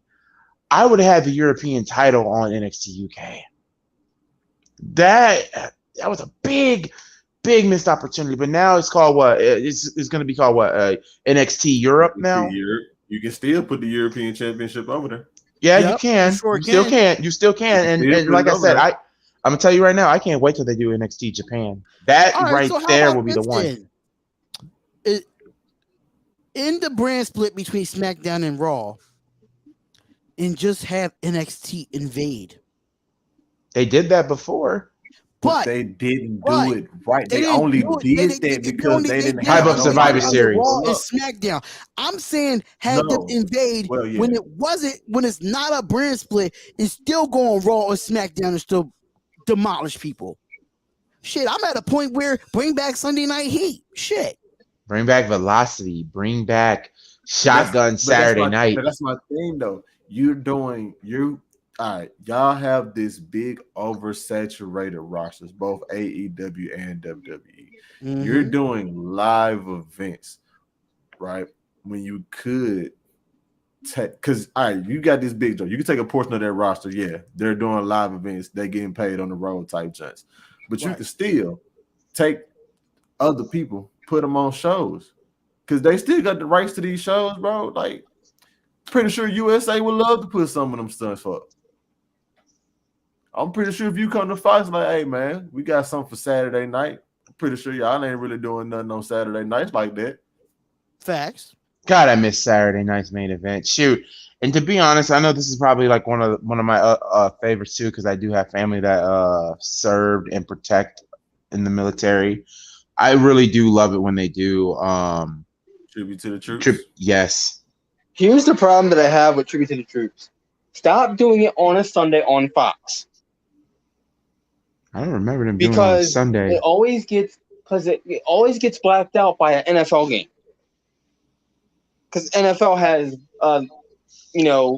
Fox has the rights to the NFL. That's Vince. That's Vince. I mean, you can't. Well, I can't say that Vince. That's the network. You can't get mad at WWE for that. Well, I have to get mad at both of them because you could have literally. Here's the thing: you could have literally said no to Fox getting that, or put it on goddamn Saturdays, hell, even Fridays. I remember back in the day, it would always come on like what like that Christmas week. It would be like Raw, then Tribute to the Troops on Tuesday, and then Wednesday was like a movie from a wrestler. It didn't matter who the hell it was. Christmas or SmackDown, depending on the situation. That's how they did it when it was. That's how they did it when it was on USA. They did it Monday Raw, Tuesday Tribute to the Troops, Wednesday NXT, Thursdays whatever movie that wrestlers chooses for the holidays, Friday SmackDown. They should have kept that lineup except for Friday SmackDown because Friday obviously Fox has SmackDown. Oh, Stranger says I have a way through Cobra Kai season 5. What's up, Prince Sean? I'm so late. What's up? It's all right. So far, he said yes. Sean, you missed a lot, but you can replay this because this will low key obviously be in platform. Here's the thing. Things got heated on this show today. It got heated. I mean, I've lost my temper with Juice because he thought Jericho buries younger talent, which got schooled very quickly. Yeah. But Sean's like, tell me what happened. Well, Spotlight's back. That's a good thing. That's a good sign. Spotlight's back. Yeah, and the thing is, it wasn't hyenas. I've been on Spotlight's Island alone, trying to get myself together. Yeah, trying to come back with the biggest things to put Freddie in his place. And the thing is, though, Spotlight didn't even have to rant once. It was all Ghoulie. No, because when I'm in my zone, it's hard for me to get out of it. That's why it's called the Ghoulie Zone Podcast. That's why it's called Ghoulie Zone Podcast, brother. But anybody explain why Pat is leaving WWE? Because he got a massive contract with ESPN gig for College Football Game Day. Yeah, he got a gig for college. And I'm crying. So he's gonna be gone for 4 months out of the year, but he's still signed with WWE. WWE is to wherever he got to be for College Game Day. Because College Game Day travels too. It's gonna be crazy if you in SmackDown in California and then you he's not taking a leave of absence. The next day. Yeah, he took a leave of absence for 4 months because that's when college football lasts. It's 4 months. Yeah, college football lasts between 4 to 6 months, depending on the game. It's actually going to be 4 months because the national championship's in January this year. And now January 9th. And now we have to deal with Corey Graves on commentary. 4 months straight, Ghoulie. I hate it too. I hate it too. I'd rather deal with Byron Saxton before I deal with Corey Graves. I'd rather have the little idiot Byron Saxton on here. The lovable idiot, man. No, give me Wade Barrett, goddammit. Give me Wade Barrett. Honestly, Wade Barrett's not that bad. Wade Barrett's actually pretty good, honestly. Yeah. But back to my thought about NXT. I like him on NXT. Yeah, but back to my thought on the whole thing that we were talking about. Saturday night's main event though should not be a house show. It just freaking hurts. Why is it a house show? It's a house what? show. Let me ask you a question. They lied. They bring back Saturday WWE main lied. event and or Hold on. Velocity with Heat. How Hold long on, do you hold believe on. those shows should be? They lied. WWE lied because they said it was going to be one house show and one TV show for the network or for Peacock. It's all been house shows. All of them. Just to answer Dub's question, how long they should be? An hour and 30 minutes. We got Otis versus Braun Strowman. Oh, Haas fight. Oh damn. We're getting a Haas fight. Oh damn. Otis is gonna die. No, not really, because he's a big guy. And Otis It's is a gonna nice be a size Haas guy. fight. Otis is a big guy, but he's just short. That's the problem. and here's the thing about it though. You know what? Can we put Otis on that list of like people that on the list were a guy that the fans wanted to see get his happy ending. Dude, Granted, I would have never thing put is- the briefcase on him, but Hold on. you Hold on. know, We didn't want the briefcase on him. We wanted him to get the girl. yeah, all we but When I make it Vince, up, but that's it was girl. Vince. Vince, like, oh my God, he just hit. Oh, Braun, sir, chill. Okay, thank you, Chad, for being a fucking idiot, but still, Braun just literally right punched the hell out of Otis in the jaw. Up Bruh. his jaw broke. That's Why did I Oh! just have the thought of Oh, damn. heavy machinery, right? Heavy Imagine Machinery was another. Oh, damn. But I'm saying, imagine they didn't break up heavy machinery, Oh, right? you dumbass. And Chad, throw you Chad dumbass. Gable in that mix. Chad, you're going to die. You know who else? Chad, You know who else? you're going to die. I got one, guys. You know who else that didn't get the fair shake? There's two of them. Zack Ryder and everybody can say what you will, but Zack Ryder is a former tag team champion. Zack Ryder is a former Intercontinental and U.S. champion. His U.S. title reign was great until he was mixed with John Cena, and his Intercontinental reign was ass. His Intercontinental reign was no. because you know why? It was a freaking day. No, Braun. No, Screw my boy. Braun. Okay, wait a minute. Is Braun really about to power bomb Otis? He lifted him up out of his seat. He did. Son of a bitch. Braun is. Put the belt on Braun, please. Do it right. No, because Yes. he was a boring champion. No, he was not a boring You gotta- champion. hold on, Tyler. Yes, he No. was. He was No, a he boring was champion not. under That was Vince. creative, and plus they True, did it is under late. Triple H, so They- it Right, would Right, be so different. it might be And by different. the We gotta time give it a they finally- chance. Yeah, and All by the right, time they I'll finally give him a put the chance. bet I'll give him a on him, chance. It is under by the Triple time they H. I'll finally give him a put the chance. bet on him, like he lost that momentum that he had because the crowd was behind him. They wanted him to be champion, but by the time they did it, But the nobody thing cared. is, It was Vince too late. McMahon, Yeah, Vince McMahon fucked up his reign. Both of them. No, Yes. I wouldn't say it messed up his reign. Vince McMahon messed up the opportunity to put the belt on him. No But for Mercy some reason- 2016 was the time to put the belt on Braun. But This is- no. They Had to waited do till- Brock. They waited until the Over- goddamn if you get pandemic over era. organically, The I pandemic don't era. understand it. If you get over organically, Vince ignores it. But if you get Yes. over with something that Vince made, he's happy about it. I never understood that. 'Cause this Rusev is Day, like Rusev horseshit. should have been Vince champion like Rusev during Day that should have been. Rusev Yes. Day should have been a bigger thing. He should have got a world title from that shit. Man, And Rusev Lana Day. Rusev Lana Day. took over the world, and that man ignored it, bro. But That coulda got you Lana, all she paid. had against her was her skill. That was it. But she Her improved. promos were good, but She her improved skill in was the just ring, though. Here's the thing, though. Joe should have won at Great Balls of Fire. Facts. definitely, Yeah. definitely. Here's the Joe thing. should've won.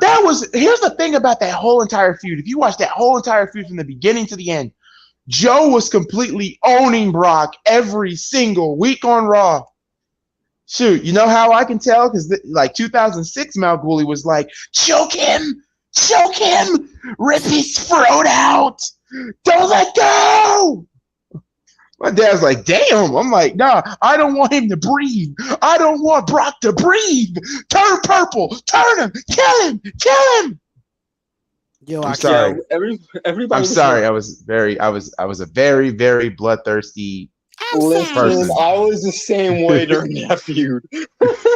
That's every time when Joe put that coquina clutch on Brock, I was like, choke him. Don't let go. Kill his ass! I'll be like, rip his throat out. Rip his head off! Yeah, Ghoulie love all that gushy, bloody shit. He's good for that. Sometimes, Hell, me and sometimes it him makes were me think freaking out. Me and him Ghoulie were is freaking prophet out on sometimes. stream when freaking Moxley was stabbing people in the head with a freaking skewer in the damn. Yeah, he did stab somebody with a in that was Anarchy match. It wasn't the anarchy match. It was freaking blood and guts. It was blood and guts. Yeah, blood and guts. Yeah, He was just stabbing people with a screwdriver. He stabbed Daniel Garcia in the eye with a screwdriver. I'm like, bruh, no chill. What the me and Ghoulie were freaking out. Great Balls of Fire was the best pay-per-view post Smackdown Revival era. Oh, honestly, no. Shockingly, I disagree. Shockingly, Great Balls of here's the thing. Shockingly, I'm gonna have to agree because Great Balls of Fire wasn't bad in my opinion. It wasn't a bad pay-per-view. It wasn't bad, but it wasn't bad. Here's the thing, everybody in that match was everybody in that pay-per-view got injured and everybody was getting bloody. Remember, Alexa Bliss kind of broke her arm and put that bitch back in place. Jeff Hardy lost his Alexa tooth. Champion was not the worst women's champion. You're bugging. No, the worst women's champion to me will always be Jillian Hall. She had one of the worst reigns. God. Dude, her freaking. I thought it was entertaining. It was the worst. That song was terrible. They had to be terrible because I completely have no memory of that. That freaking gimmick was so. See, I wish I could play it right now. No, here's the thing. This happened. Hold on. This happened. This happened. No. Play it. We get copyright. Shut up, Tyler. Shush. Okay, I'll shut up. I'm gonna inbox it to you, Dub. But now here's the thing, though. Jillian Hall. This happened in Indianapolis. I kid you the frick not. Jillian Hall wins the championship from Mickie James because Mickie James was about to be moved to SmackDown, and then she said. Then she pulled out an open challenge while just winning the belt, and Melina took it off of her less than 2 minutes. Oh my god! I'm like, yeah. Jillian Hall's Diva title reign was terrible. I thought Kelly's was terrible, but did that happen at a pay-per-view? Nope, on Raw. No, never mind. God. I don't even Dude, Jillian Hall is so annoying though. Oh my god. She thought she could sing and she could not sing. I remember her and I remember that. Remember when they had that damn talent show or some shit she was in on Raw? The only thing noteworthy of Jillian Hall's career was the mole thing on her face, and the boogeyman ate that bitch off. Nope. Don't mention that again. Don't mention that ever again. I wanted Boogeyman to become champion. Sue me. I'm not even mad. I got to want it too. Can you imagine? If you're gonna play it, put yourself on mute. You can be like, "What the fuck?" Yeah, Can you imagine the Boogeyman is World Heavyweight Champion? That would have been hysterical. Nah, my favorite would be like this. I'm the Boogeyman. I'm WWE champion. My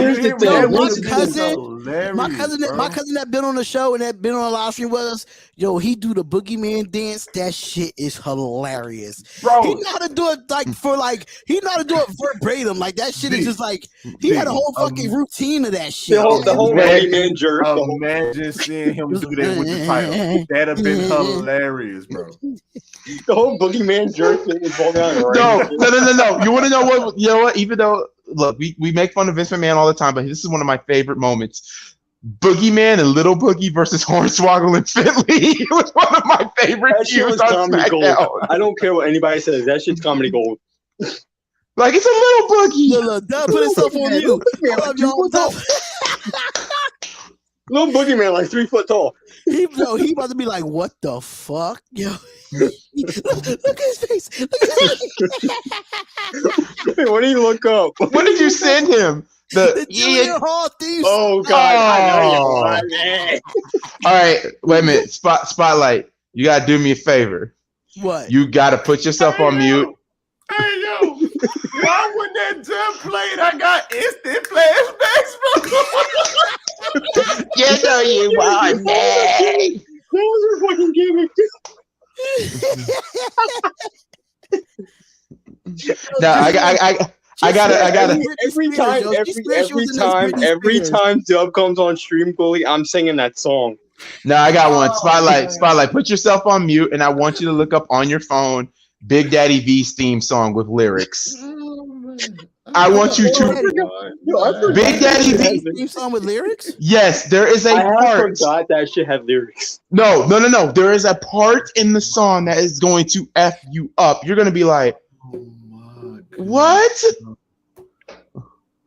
As soon as it happened, You know you won't, nay.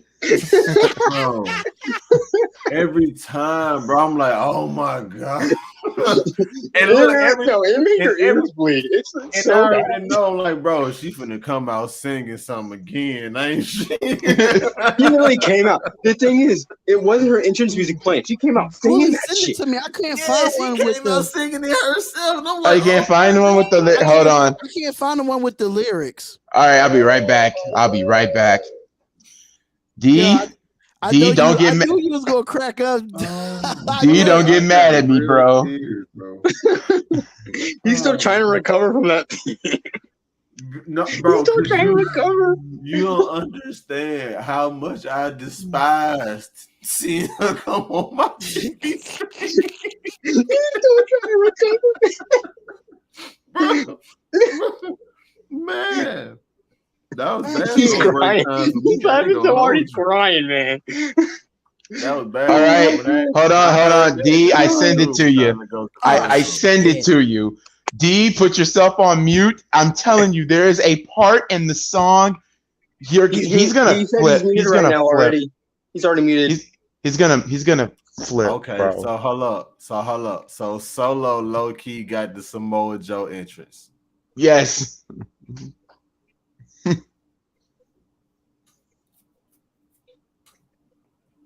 No, There's I a like part- Solo's gear. No, there's a part. He's reading the lyrics. He's reading the fucking lyrics. Oh no, there's a no. Keep listening. Spotlight. I'm telling Keep you, there's a going. part. There's a part. Keep going.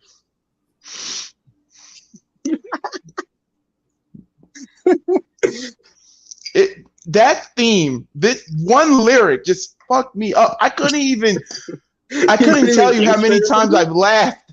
I laughed and had questions. You're like, wait. But here's the thing. But here's the thing about Big.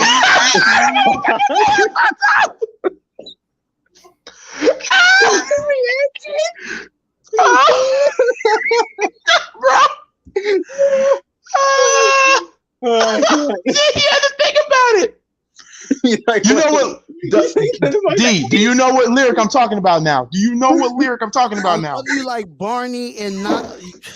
It says like he says like he's now know me, Daddy know me. What? I love you like Barney inside a horny orgy. What? Wait, what? He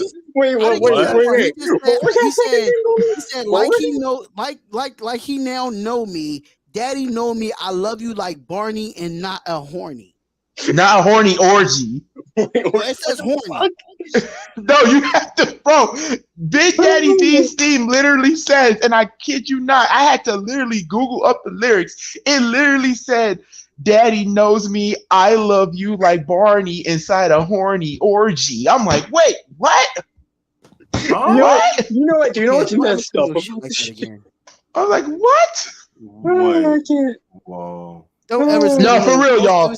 Don't ever see Viscera. You was a big fat. But no.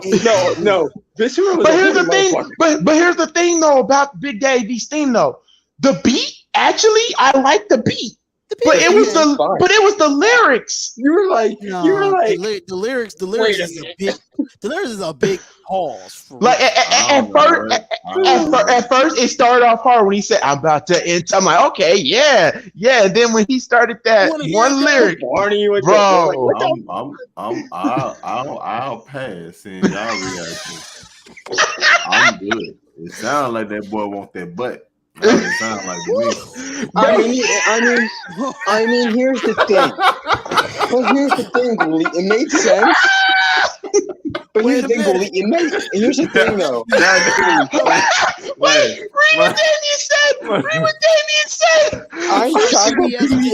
I'm shocked PBS didn't sue him. I agree with you because for some reason I feel like I need to sue somebody. Here's the thing, bro. When he said I love you like Barney inside a horny orgy, when I do my thing, I just blow me. And then he said blow me, and all these fake ass rappers, they straight bore me. I'm like, bro, no.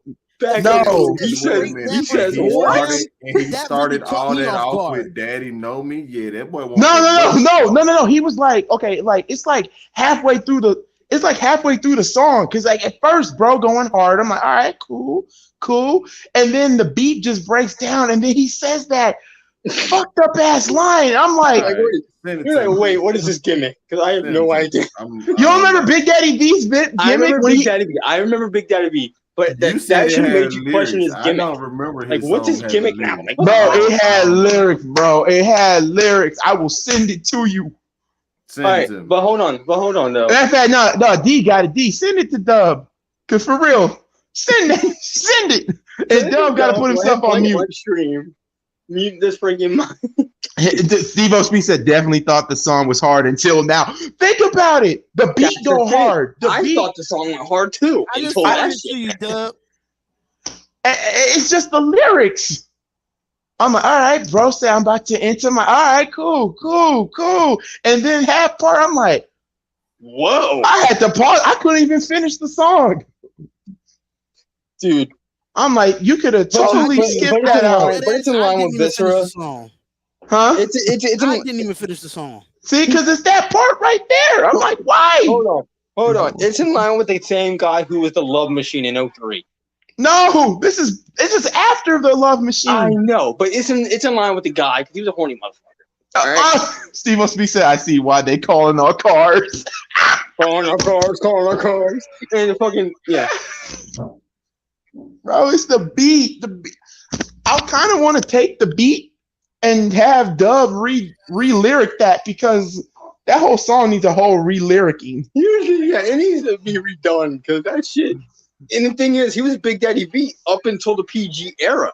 God, that. Oh my God. Ooh. And those lyrics weren't exactly PG in the slightest. Dub is still listening. Key, you're gonna have some moments. D and Dub listen to Big Daddy V. You better clip some of these things. Because holy shit.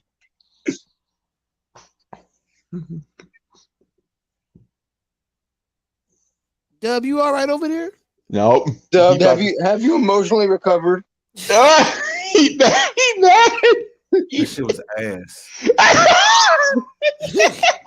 Have you emotionally recovered? Did you pass the lyric? Did you hear the lyric? I did, and that shit was ass. Bro, why would you do boring Barney like that? I don't even know what he was talking about, what the context of what even was going. That shit was just terrible. The whole song was just song's ass. But here's the thing, though, like the beat, I like the beat. It was the lyrics. Bad. The lyrics were so terrible. The lyrics are worse. The beat is bad. The whole song is the production. He's like, is the whole bad. song is bad. Everything about this song is bad. But why would you? Who made it? He's critiquing the whole shit for real. Bro, like, this is just bad. Yo, bring me that shit now, because I can't remember. Dub, repeat that line. He said, "Daddy know me. I love you like Barney inside a horny orgy." I'm like, whoa. What does that mean? Like, that's what I want to know. And his gimmick was supposed to be menacing. Yeah, like but news story about Big Daddy V. Here's another question I have. Why is the dude voice so distorted? Like I had to take the whole headset off just to actually hear what he was saying. That's how distorted his voice was. Why is it so distorted? That's terrible. Bro, terrible. Why would you? But here's another thing that freaked me out about this though. Wait, you okay this? Vince McMahon the shit, but it's in line. Yes. So all right, so hold on real quick. Boy, why did you approve that? Why did you say that? You know good and well that was terrible. Why? You told that man hell to the now. Boy, He's ranting. He's full on ranting right now. D, send it to Tyler, please. He wants to hear it now. Hold on. I'm not gonna be on the stream because I have to go out of the stream just to even watch this or listen to it. But let me say this, y'all. Let me say this about my Big Daddy V watching him live story.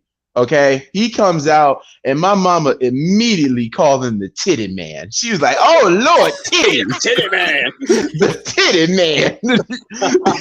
He got titties, titty man." I was like, yo, I can't. My dad was. I remember my dad said, "Damn, why you get yourself to be that big?" I'm like, bro.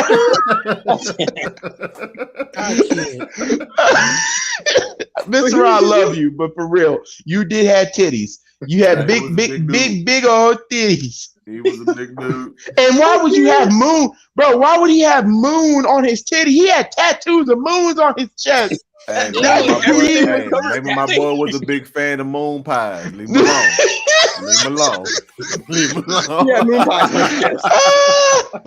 Leave him alone. Yeah, Solo does look good. Oh, damn, they got the Street Profits out. Oh, well, okay, so it looks like at Extreme Rules, we're going to get the Street Profits versus the Usos again at Extreme Rules.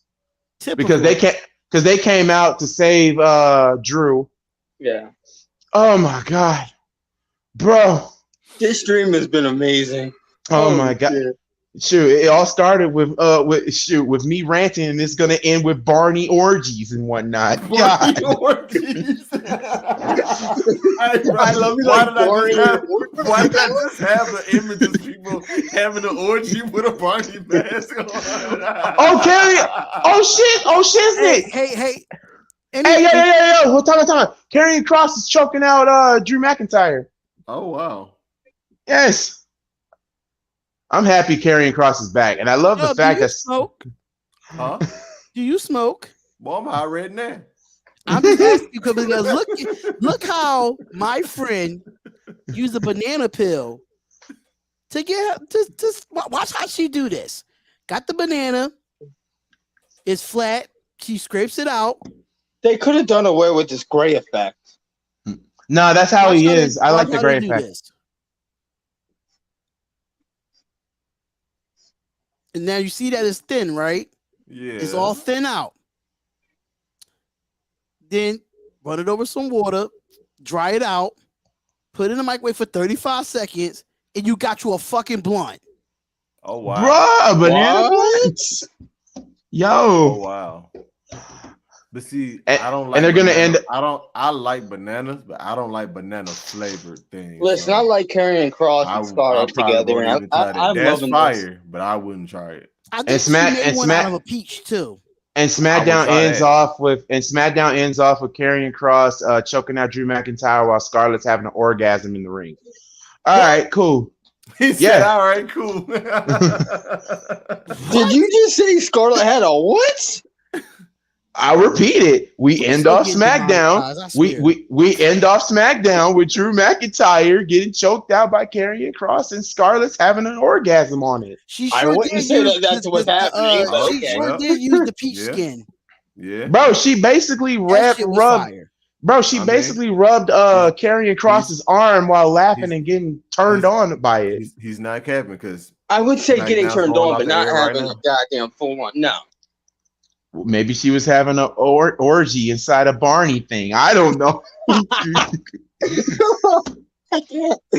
WWE's not gonna live that down anymore from us. No, I'm not, because that's the one thing from Big Daddy V's theme I remember is that freaking line. And I showed Marquise about that, and Marquise was like, "Excuse me?" And he's like, "I beg your pardon." Bro, I beg your pardon, bro. This is much.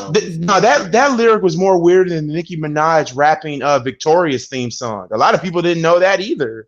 I didn't know that until years later. I'm like, wait, that's Nicki Minaj? Yeah, Nicki Minaj did Victoria's theme song. And you then know that one song that go, I'm not the lady to mess with. I replayed that song after I found it out. I'm like, yeah, that's Nicki Minaj. Holy shit. Yeah, that's early Nicki Minaj. Yeah, like early, like before she. Wait, Dub is looking it up. Dub is looking it up. I'm happy Braun is back. When you get a chance, right back, listen to Nicki Minaj Super Freaky Girl Queen remix. I heard that song to death. I will not. No, I'm telling you right now, JT and Akbar was the best two on the verse. All right. And Nicki Minaj, Nicki Minaj put her own brand new verse on there, and it was totally different. Hold up. Wait a minute. Wait. Hold on. Time out. Give me a second. I don't like the song either, though, but the remix was it was 2 out of the 5 girls that she had on there that was good. Yeah, I hear that song way too much on the radio. Jeremy, buddy. Oh, echo. It probably has an echo. Probably. Do I have an echo? It was because Ghoulie had his headset near the mic. That's crazy. All I heard was I ain't the lady to mess with, and I was like, dang, that's early East Coast. That's literally what I said. I heard I ain't the lady to mess with. I'm like, oh my god, it's Nicki Minaj. Wow. Do I still got the echo? You can hear the No, it was because you had your headset near the mic. Ah, okay. When he walked away. Oh my god. Yeah. I did not know that was Nicki. Yeah, it was Nicki. Yeah, that was Nicki. Nicki Minaj did Victoria's Secret. I want to know if WWE actually paid her a lot of money for that. Probably Little Kim did Trish Stratus. Yeah, and Little Kim did Trish. Yeah, that's right. And Jackie O did Stephanie not once but twice. Yep. Yeah, personally, she did the current theme and the theme from 03. No, you know who else had a weird theme too? WWE, AEW, any potential wrestler out there. If you need a theme song, holla at God! Oh God! I got sent the thing, Ghoulie. This man is a father again. He just had a baby. Congratulations! Oh, hi! Congratulations! I made my Valley of the Dub channel. Yeah! Yeah! All right, Ghoulie. I'm not gonna promise you. Huh? You finally made a new channel. Finally. So Dub, this one's gonna be for the Phoenix Suns, the Indianapolis Colts, and the Mercury. Yeah. You better rant all season for every team you got. Oh shoot! I'm already said my piece about the Chicago Sky. I'm still pissed off with them. Oh, you were ranting all over the chat. No, because why would you not call a timeout in a 9-0 skim? Explain. Then go 15. That was poor coaching. If I'm Candace Parker, I would have been like, if I'm Candace Parker, I would have said, fire this fool. Hey, fire this fool. Ghoulie, I forgot to tell you. So apparently in 2K, there is a WNBA My Career. It is. That's fire. Hallelujah. I'm do it. Listen, I'm about to be Joanna, man. Joanna, man. Which one you got? You got the 5 or the box? I got the 5. But listen, I got both now. I got the box and I got the 5. I'm finna get the box. I'm trying to get the. I can't keep waiting on Sony, bro. I can't, bro. I finally just got the 5, and I'm all right with it. I'm still gonna stick to my box, but just in case certain games that's not on the box, I got my PS5 for it. I feel that. I want to get both, but man, it's so hard to get a 5, bro. But it's easy to get a box. I was lucky to get my 5. All I did was you see everybody I talked to about the 5 say they was lucky to get it. I never hear that about the box, bro. Come on, how are you this short on systems like that? And you know these folks want these systems, bro. I was lucky to get the 5. I was lucky. I'm gonna try around Black Friday to get it. On Black Friday, I'm gonna try to get it. Don't do that, bro. You gonna set yourself up for pure disappointment, dog. I'm telling you right now, Ghoul, you better go to get the box, Cyber Monday.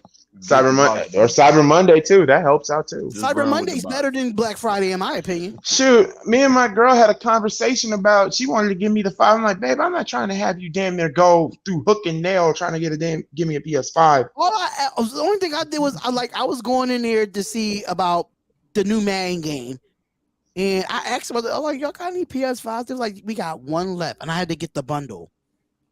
See, that's the thing though. That's pretty much how most folks end up getting that junk. They just You're not going to get the PS5 by itself. You got to get the bundle. Yeah. You know, if I had to bite the bullet and cut off a damn hand, god damn it, I'll get the goddamn bundle. Well, you know what I'm gonna do though? With the games that came with the bundle, I really don't give two shits about, so I'm gonna sell them. What games were they? What was that new? I think it was Call of Duty in here. Call of Duty and Assassin's Creed. Yes, I'm selling both of them because I don't play either of them. So why would I have them? Well, what's the purpose of having two games you don't play? Yeah. I just wanted the damn system. Yeah, I feel that.